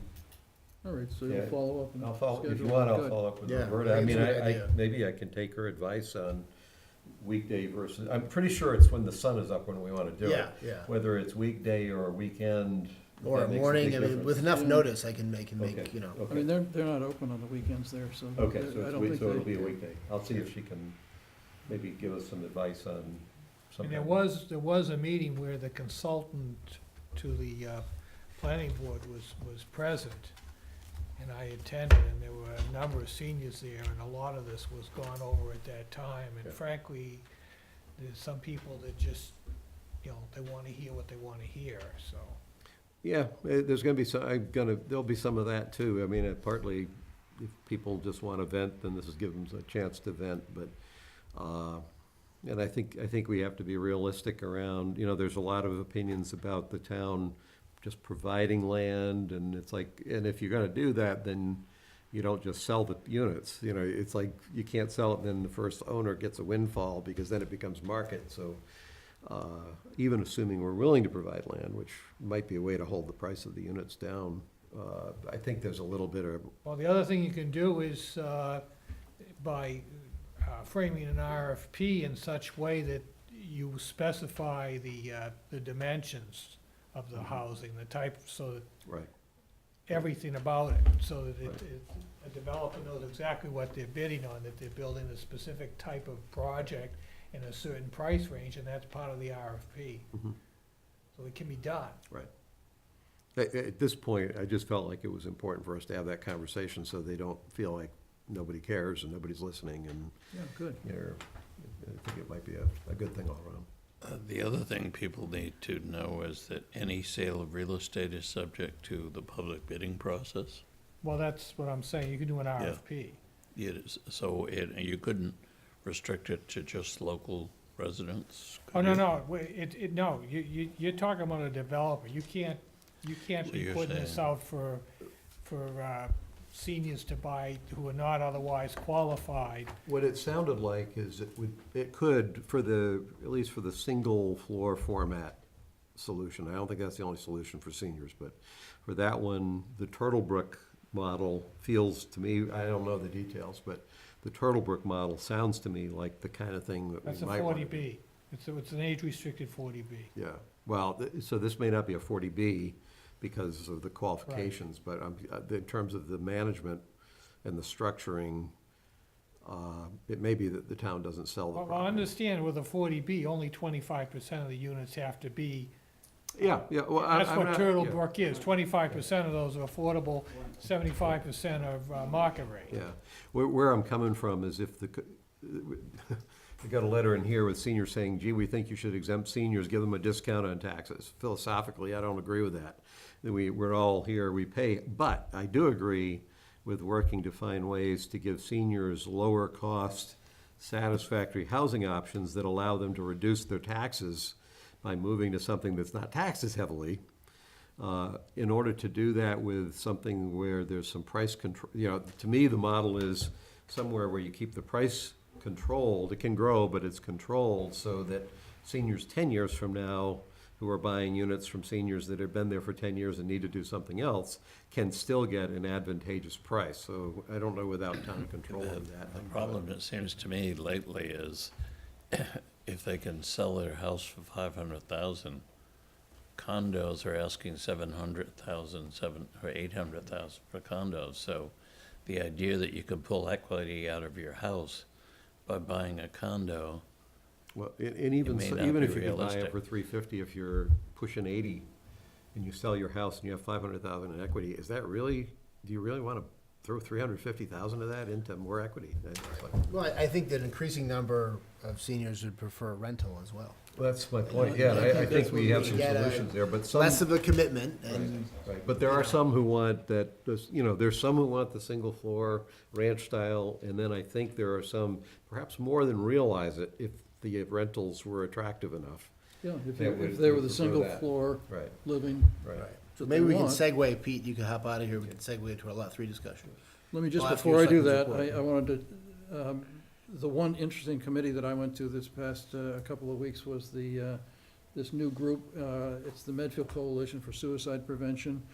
The two highlights out of that are that there's a new service that the town has called Interface, which is brought to us by the schools and the police together. They're funding it $12,500 a year. It's run out of the William James College over in Newton, where the graduate students will do intakes, and you get a referral to a mental health professional. So it's a referral system, and it's gonna help the people at the schools who are apparently spending lots of time trying to put these referral systems together on their own. So it's just a huge win on that standpoint. But anybody in town, as of November 1 qualifies, so you can go to the site and get a referral. They get back to you in a couple days. In terms of the suicide prevention, it's not instamatic to go to Interface, because it's not a crisis team. If you want a crisis team, you call Riverside, and they'll come out and 24/7. They're there for everybody, so. Okay, and now you guys will go to lot 3, and I will It should be recuse a myself. short discussion, Pete. So I guess I wanted to raise this lot 3 issue again, mindful of our December 1st deadline for warrant articles. Because if the hospital special town meeting slips past March, I think we ought to put lot 3 and Hinckley separately on the annual town meeting article. And since you and I have a difference of opinion about, and no tiebreaker, I thought we could talk about procedurally how we would do that, what the article would look like, and get input from Mike and Mark about what to do with that, so that we're not, if that special town meeting gets bumped, I want to make sure we're prepared to move ahead. Because I think we both agree that it's time to make something happen there, and in the short term. So I'll, having raised the issue, I'll throw it over to you for an answer. So I'm not sure how far apart we are. I know that you've not been as aggressive about commercial development on lot 3 as I have, and I've gone on record since last June to make it crystal clear where I'm coming from on that. I point out a few, let's do the easy one first, the Hinckley Farm. I have absolutely no problem or disagreement with putting senior housing on the Hinckley Farm property. So the state hospital committee's plans for 15 to 16 units, I think that's fine. I actually think it's a good idea. I think it would actually be a good project if the Affordable Housing Trust, recognizing that the charter for the Affordable Housing Trust is not just affordable housing, but it's community housing. It might be a good way to start a project for senior housing that would let the Affordable Housing Trust take on a project that's reasonable in size, well supported by some segment of the seniors, and I undoubtedly assume that Roberta would be very happy to have some senior housing close to the center. So I see that as a totally acceptable course of action, with one additional point. Pat and Jean and Bill, you can bring this back to the committee tomorrow if you want, because I've got to be in New Jersey tomorrow. No meeting tomorrow. Oh, there's no meeting tomorrow? You canceled because I was going to be? No, that was 3 weeks. Okay, well, that's good. Well, thank you. I'm glad you guys showed up. Anyway, but you can hear where I'm coming from. The Hinckley Farm property that's being used for this is a portion of the Hinckley Farm property. There is another, on the other side of the designated wetlands, there's another buildable lot. I would like the master planning committee, if it makes a recommendation about the Hinckley Farm property, to also address that other lot. Now, Mike, that doesn't necessarily mean that I think we need to develop on it, because I believe you've mentioned the possibility that the town may, at some point in the future, gain access to adjacent property. So it may be that we don't do anything with that other buildable lot right now, because that would require a driveway going out to Harding Street on what effectively is a 16-foot corridor. There may be a smarter way for us to use that property in the future, but I don't know, it's a $250,000 asset, and I don't want it to drop through the crack. So I don't insist that something happen there. It has been looked at. When McKay made a recommendation on it, we can get that. Okay, well, maybe your recommendation has We can changed. get that recommendation back to you. Okay, so I just didn't want it dropping through the crack. I No, wasn't it trying to hasn't. No, force it's development. one of the first things they looked at. Okay, and I think that the senior housing, whether it's senior housing with some affordable number of units, whatever the format is, that makes sense to me. So if there's any daylight between us on that one, I don't know what it is. No, that we agree. I mean, it would be great to do it if you did it as 16 units for affordable, 12 sort of suppressed market rate or adjusted market rate or whatever, however you define it, but at least get a few affordable units out of it would be nice. Right. Lot number 3, as you know, I've been challenging for 2 years, and the more I challenge it, for me, the murkier it's gotten to where I've dug my heels in even more directly. But let me make a point about lot number 3. There is no need to put lot number 3 on an article for this town meeting. The taxpayers have already disposed of lot number 3 in the article in 2014, when they authorized the Board of Selectmen to lease or sell, I'd have to check the exact words, I think it's lease or sell that property for commercial and industrial use. So my position that we need to diversify this tax base, that is an entirely appropriate piece of property to do it on, because Ice House Road, if you go out Ice House Road and take a right, you don't go by any houses. There's no issues of neighborhoods. There is a clear demand for a Four Kicks-like facility, because when we were debating that article in the 2014 town meeting, people kept referring to it as the Borelli project, and I kept saying it's not the Borelli project, it's an article just to authorize the selectmen to do something with it. We have had a developer who wanted to develop that kind of a facility on the property, who pulled that proposal one day before it was due to be reviewed by the Board of Selectmen. And that makes no sense to me, other than I've gotten a few stories, but the one I've gotten was that he pulled it in sheer frustration. I have talked to Richard DeSorger, and he said, I don't know why it happened, but that's why we allowed this to get switched over to the state hospital. I think it should be commercial development. We have at least one developer right now who would be happy to move ahead with the development of that property as a Four Kicks facility. And in fact, developments in the health clubs around the area, that's what the Adirondack is doing, is they're changing the configuration of their facility to add an indoor turf field. So you have, the way I'm looking at it is, you've got Parks and Rec, who I understand has a 2-phase project, and the second phase is a turf field. And I am extremely skeptical that they are going to be able to marshal the financial resources to build that facility anytime in the foreseeable future. So I don't think they're going to get to their own turf field.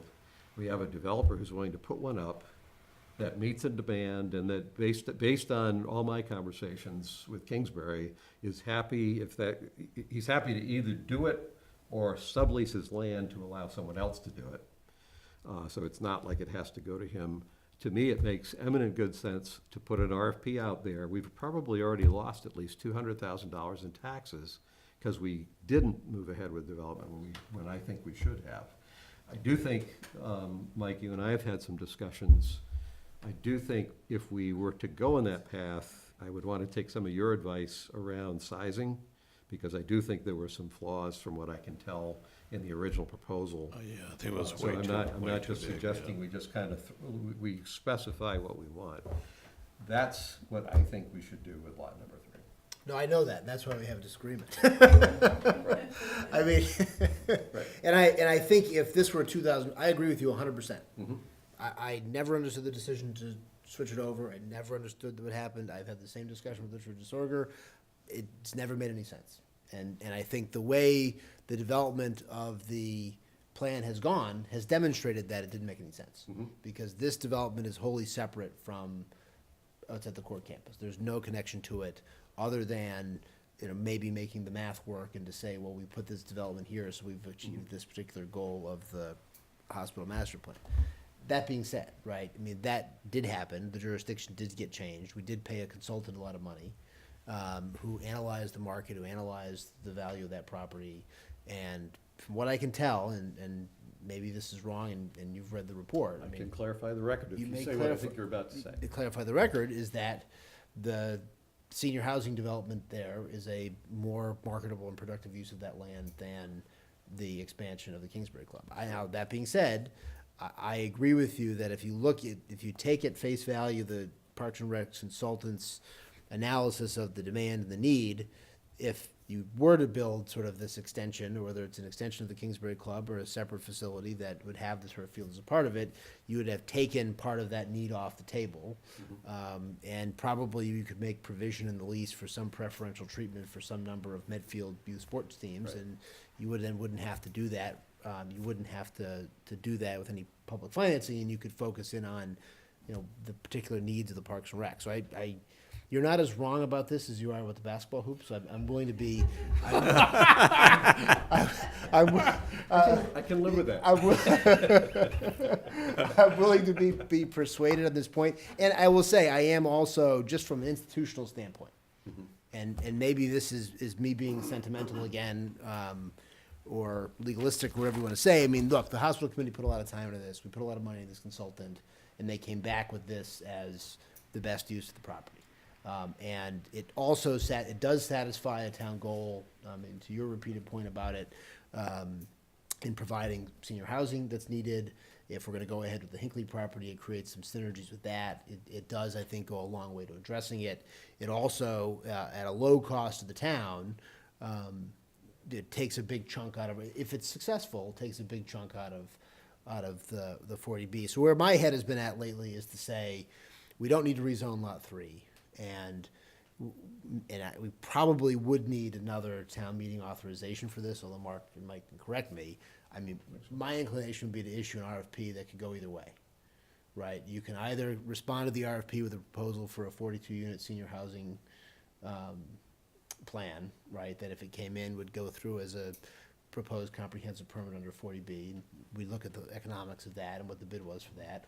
Or you could come with a proposal that would satisfy that article and that would fit within the zoning as it was currently zoned.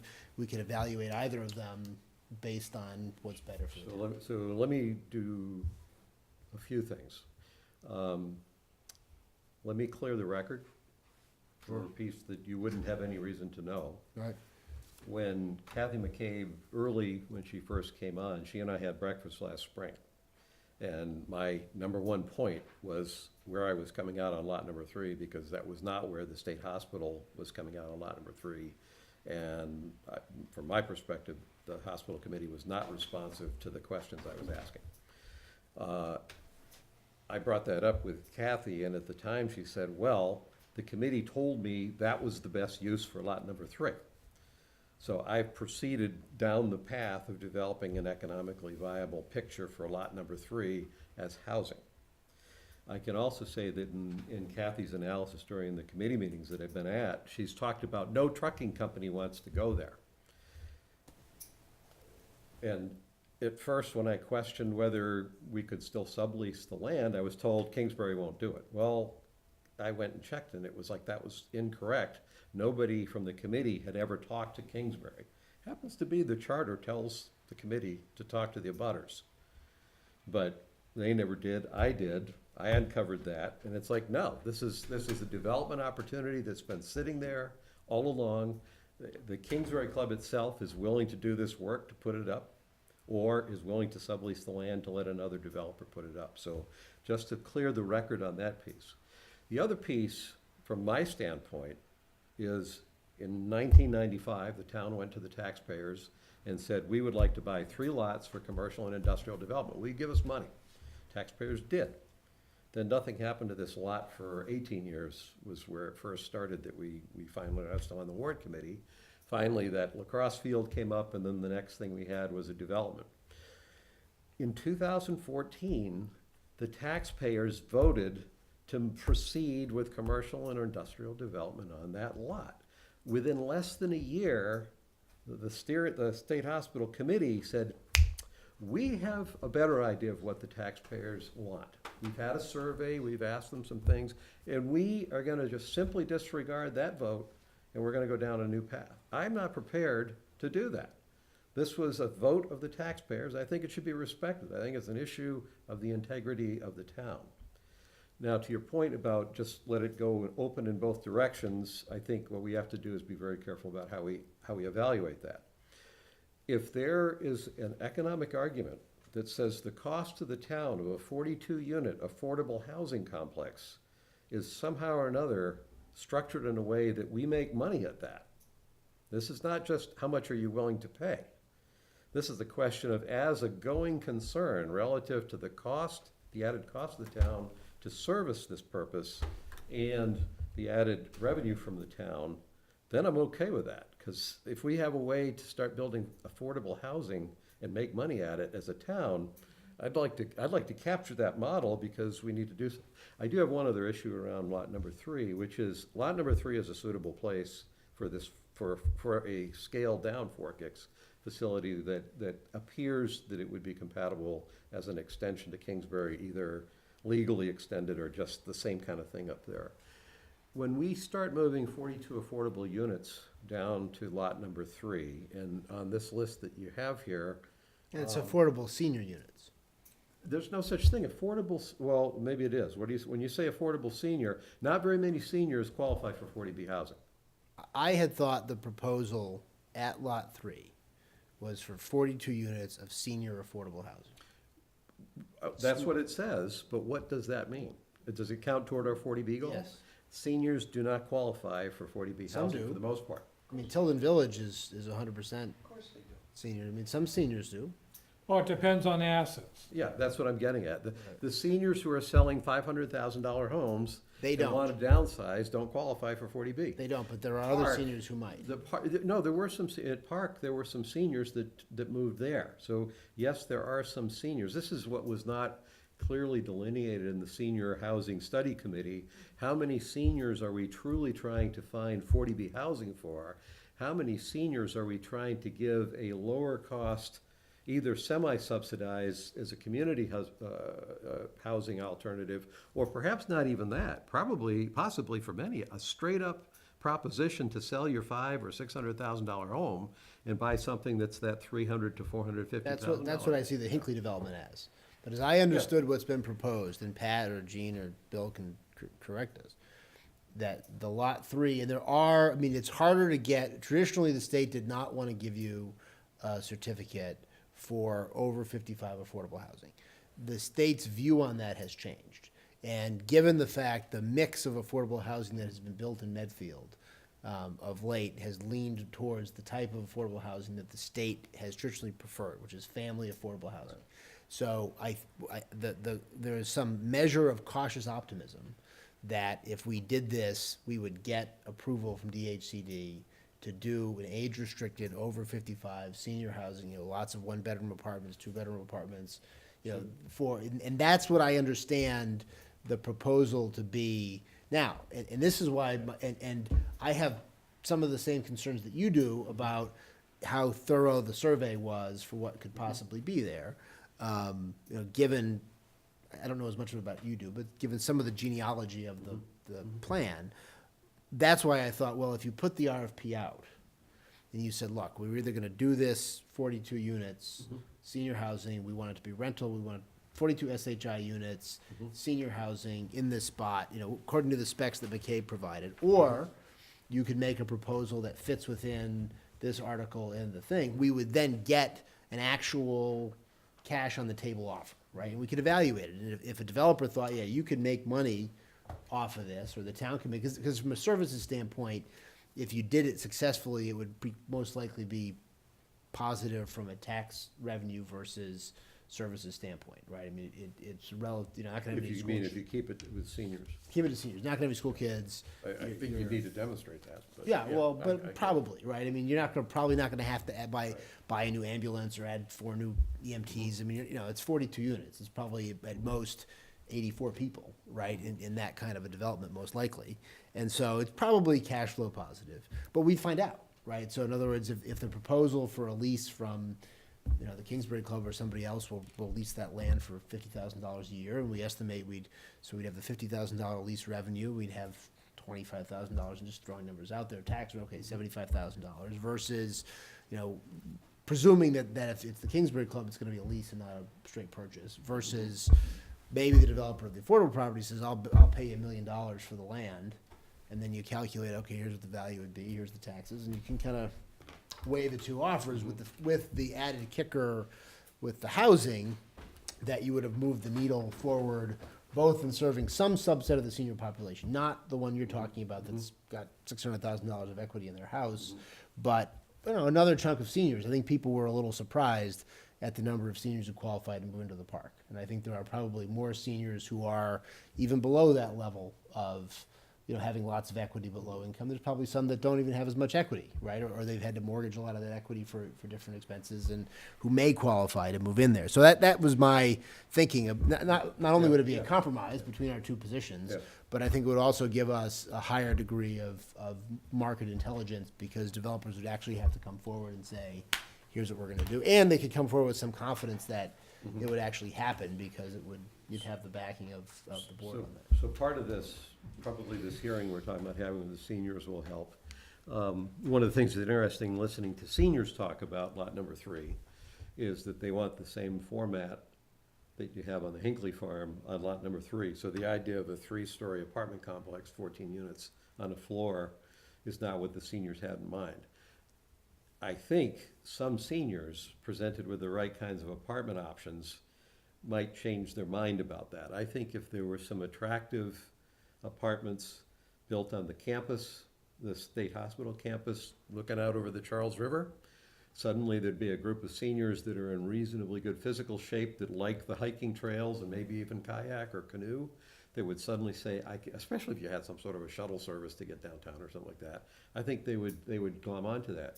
If the Dale Street School project accelerates, as I think it might, from what I've heard as of yesterday, and it is moved down to the Wheelock area, which I think is what the school department wants to do, we then have the Dale Street School as an ideal lot and possibly building for conversion into senior apartments within walking distance of downtown, across the street from the public safety building, where 55% of the seniors that responded to the senior housing committee said they want to be.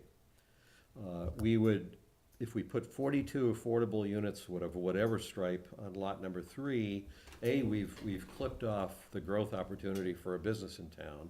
We've lost an opportunity for commercial development on a commercially zoned piece of property, and we've drawn away demand for housing up on the campus.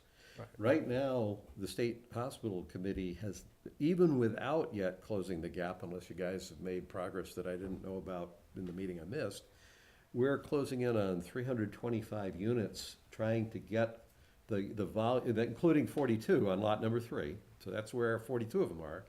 325 units to simply try to get the economics to start to line up, and this still isn't lined up. So I'm looking, so we're going to a perfectly pristine, commercially zoned piece of property that somebody wants to develop commercially. We're saying, no, we want that for housing, and then we're gonna jam even more housing up on the campus. To me, that's part of the master planning piece here, is we're closing in on the number of units that people said we wanted to buy the property in order to avoid putting up. And there may be, and we're not probably yet in a position to discuss it. I mean, there's been another, it's not on the sheet yet, but another potential indication of interest for a senior development kind of in between Ice House Road and downtown as well. So conceivably that, we'll see where that goes. I mean, that might be, I mean, I agree with you, and I also think that what happens with Dale Street affects Park and Rec too. And where Park and Rec goes, and the FAFSA Center and the rest of it, right? I mean, that kind of all flows together. So I mean, I guess on the legal question mark, would we need first on the legal question, is Gus correct that based on the town meeting approval in 2014, we could lease or sell lot 3 for recreational purposes without further town meeting approval. Yeah, I don't remember what the wording is. The wording will Commercial and determine. industrial Yeah. purposes. If that's what it says, then he's correct. Okay. Then the second question is, if we wanted to go with an RFP that would offer respondents two options, would we need a further town meeting approval to lease it or sell it for purposes of the 42-unit senior housing development? If that original vote was, as Gus is saying, it's restricted for that purpose, then yes, you'd have to have an additional vote. And that would be if the selectmen decided that they actually wanted to open it up for a new alternative use. So right now, as of this conversation, we're at 1-1. And We're also unfortunately, presumably going to be. picked the wrong issue to recuse yourself. We're going to presumably be 1-1 on advancing that portion of the preferred scenario to a special town meeting as well, right? Yeah, It's the been other sitting thing there with for the 22 years, what's another 22 years? with the RFP, it's, for two alternate uses, it's a little bit dicey because you're going to have to develop some kind of criteria for evaluating them and What I judging. would prefer is, first off, in terms of the point you're making, putting in, we have till January 2nd to get our act together. In terms of putting an article in that would allow for the thing that you're trying to do, knowing where I stand and you've stated where you are, I would prefer that you and I continue to try to hash this out. The piece that falls short for me in terms of the case you're trying to make is that I have not seen anything to make me believe that the dominant number of seniors that are looking for housing are seniors who qualify for affordable housing. I think it's a different demographic that we're trying to target. And then it would be the pure, if you had some economics that said, yeah, well, it's just as good as a Four Kicks, and we got $1 million when they buy the land, that would force me to step back and have to take a look at some hard numbers. But Do we have an estimate from Kathy McCabe about what we would get for Lot 3 if we were selling it for 42 units of senior affordable housing? I mean, presumably we would, right? I mean, We do. I don't happen to recall what it is. okay. But those things tended, with low kid density, they tend to be cash flow positive in the long haul. That would be useful to look at. I mean, that's cash flow positive of the developer's perspective. We also still have to get the No, I meant town cash to- flow to the town. So on an annualized basis, you bring in more in tax revenue than we're spending in service for in general for housing with low child density. So I'm going to suggest somebody who can help us, Pat. Pat was on the Economic Development Committee, was ready to move ahead with the commercial development of lot number 3 before I got pulled away from the Economic Development Committee. Pat, and you're on this Master Planning Committee, and you're right in the middle of all the economic modeling. If you come back with a picture that says it really makes a whole lot more sense, and it's a legitimate, straight-up, objective picture of the value of going down this path, then I would like to see that, and I will certainly, if there's a compelling financial argument, I will be willing to revisit my position. I'll still want to know about the knockoff effect that it has up at the state hospital, because I'm deeply concerned that we've spent a lot of time finding great ways to develop the undeveloped stuff, and we've got this nut up at there that's got buildings on it, and nobody really knows what to do with it. And I don't want to draw off the demand for use on the campus because we can make an incremental argument for a good use on this undeveloped piece of property that can work, because it has an external impact, I think, on the campus. Mm-hmm. But I would rely on you, given that you went through the thought process that led to the commercial development plan, and you're right in the middle, you're right in the thick of things on the master planning. Can't promise you I'll go along with it, but I'll definitely listen to what you come up with. Okay, fair enough. Fair enough. And that would be, I think that would be, because I would prefer to go into the town meeting with us unified on how to use that particular piece of property. This, to me, is a small piece of the whole big state hospital, but it's taken up a lot of my time, it's taken up a lot of people's time, but relative to the big picture, this is a minor piece of property relative to what we're dealing with. Yeah. If I could, just a little bit of history and then a Yeah, question. sure. So on the history, to get back to the question about the 2014 town meeting vote, it was the vote to authorize the selectmen to dispose of the property. The Economic Development Committee started down that path, did an RFI, and we talked about commercial use. Interestingly enough, we got the Four Kicks Lake facility is one of the proposals, and then we got 2 proposals for senior housing. So those seem to be what In senior housing. those 2 things seem to be what the market is And the asking for. Larkins were at least one of the proposals, and they are still lobbying for that. Yep. And then part of the logic for the state hospital committee is looking at senior housing. There is the existence of the center. Sure. Right. So that's drove a fair amount of the thinking. Question. That's not really good thinking. Speaking as a senior, I can tell you the last place I would want to be parked at the end of a dead-end road, a mile out of town in Medfield. I don't think that's a very good. The single-story stuff, the single stuff. There are some people who want to do that. Speaking as one senior, parking a bunch of seniors up at the end of a dead-end street is not a really good option as far as I'm concerned. Point taken. I'm nominally a senior. I live here in the center of town, and that's where I plan to stay. So, right. The question is part of this look. Will it influence your thinking to hear about the mix of use at the hospital? Because at the current plan, and we're iterating on the plan to make the numbers work, as you pointed out earlier. Calls for a fair amount of commercial space, actually at the upper bound of what the market study from RKG, one of our first consultants, said would be, could be absorbed in this region. So if the commercial space put to what purpose, though, Pat? I think it was Bill might help out here. So they were like Largest office piece is the space. assisted living facility, right? What's that? The largest square footage assisted living. And then there was a fair amount of office space and stuff. Yeah. Yeah. So just would that factor into your thinking, or would you be looking at Lot 3 analysis in isolation? It would make me feel better if some of the opportunities, the catalyst opportunities that you had shown up in the plan, just speaking personally. Mm-hmm. There were some great ideas that would have made that a unique facility, unique resource up there. I know Kathy, who I think probably has greater strength in housing than she does in commercial, has been very skeptical about any commercial development having much viability up there.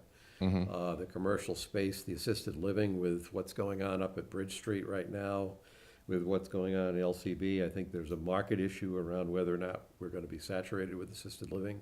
So if that's the biggest piece of commercial space, I'm concerned, or if it's even a major piece of this commercial space. There's a small portion that she's calling business space, but it's basically the offices for the assisted living facility. So it's like X number of square feet within the building that is. That's the only part she's counting in commercial? No, that's the only part in the LCB in the LCB type, assisted living type facility that she's calling business. So it's not, the majority of the business, what she's calling business area, is not just the assisted living facility. But we can come back and spell that out for you. My point was, the commercial space that I'm aware of is the assisted living facility, which is a good part of the east, at least in one iteration, the good part of the east side of the campus. A hotel that Kathy says is a dog, but just won't go away. And then there's office space. And I was looking at all the great ideas that you guys uncovered 2 years ago, and I don't see any of the stuff that's exciting. Maybe none of it's viable. I get it. I don't want to turn this into a state hospital. Yeah, I guess from my angle on it, Pat, I mean, unless there's something at the state hospital that would be competitive with this particular commercial use, I wouldn't think that would be a problem, right? Unless you have a Four Kicks-like facility in the plan for the state hospital. The Parks and Rec would have a Four Kicks-like facility down south of Hospital Road. Right. So there's an issue there, but I just am very skeptical that they're going to come up with $20 million in funding. No, I was more on the point of, I think there was indeed, when we got these proposals back after the 2014 vote, the Economic Development Committee, the logic at the time was we have precious little commercially zoned land left in town, so we're gonna put aside the housing and Right. go for the Four Kicks Lake facility. Look, we get, here. Now that the hospital is within the sort of the ambit or the consideration set, there is the possibility of having a fair amount of that be commercial. So you could change. But none of it, so, yeah, but none of it none of them would for that address- particular use is your point. There's a constituency in town that's wanted a Four Kicks facility for years. Understood. Yeah. And, I don't care, but I know there's a constituency that wants it, so it makes sense to me that we should try to provide it. Fair enough. It's kind of So I like got the a task. basketball hoop argument, but on a grander scale. All right. I will just say it'd be great if you guys can converge on this before Well, we get yeah. to a special town meeting, because Right. have Right. everybody on the Well, so, same page. so you've got an opportunity to help us do that, Pat. Okay, fair enough. And I think the meeting too that Gus, you suggested with respect to senior housing would help. I mean, if we're gonna definitely have an article, sounds like we're in agreement. We'll have an article on the town meeting this year for Hinckley development. Yeah.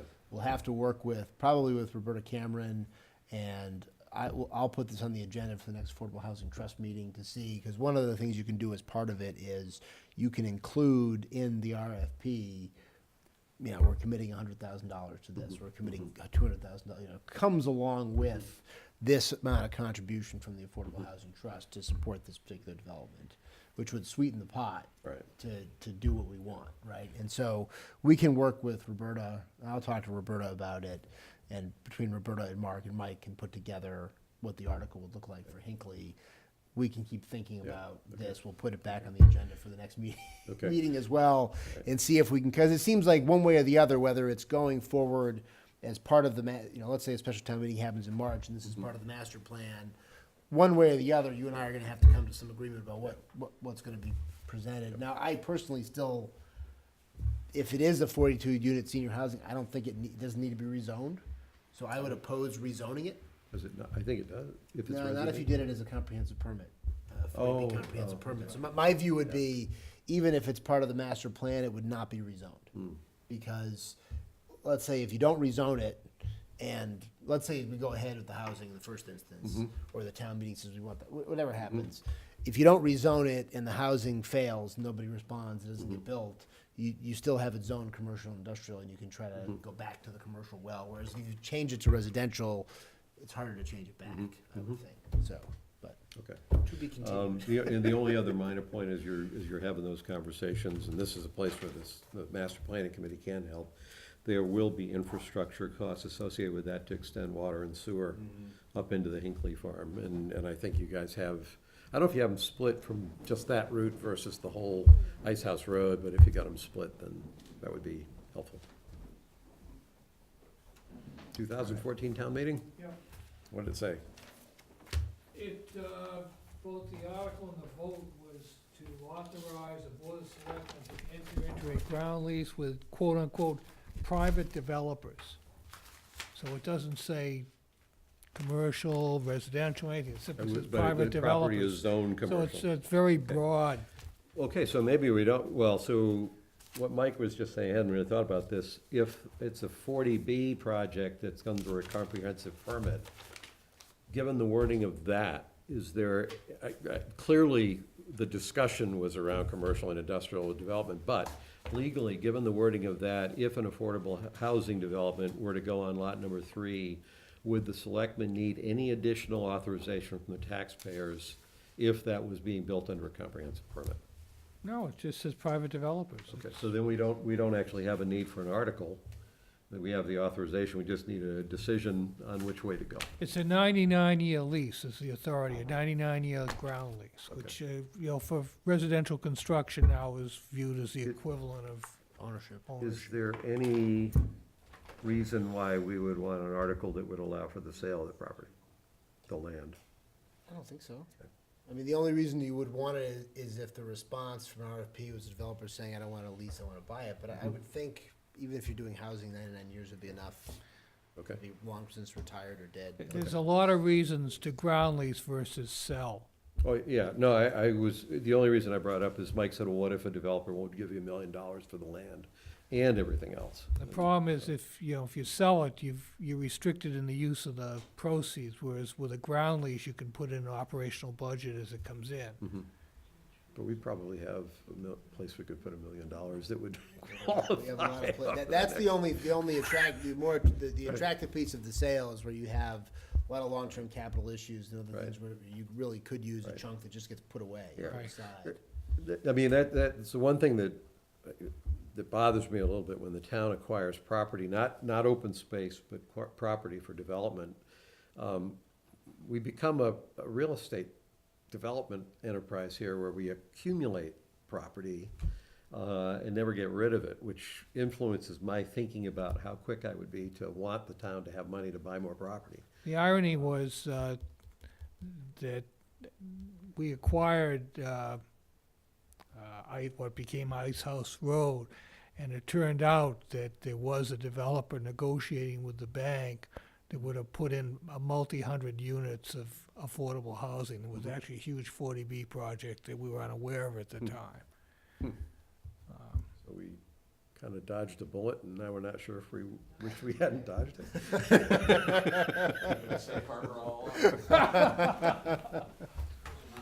All right. So executive I session think we're done. time? Executive Session time? Great. You have the script because you gotta make a. Oh, Pete's got to read the executive session script.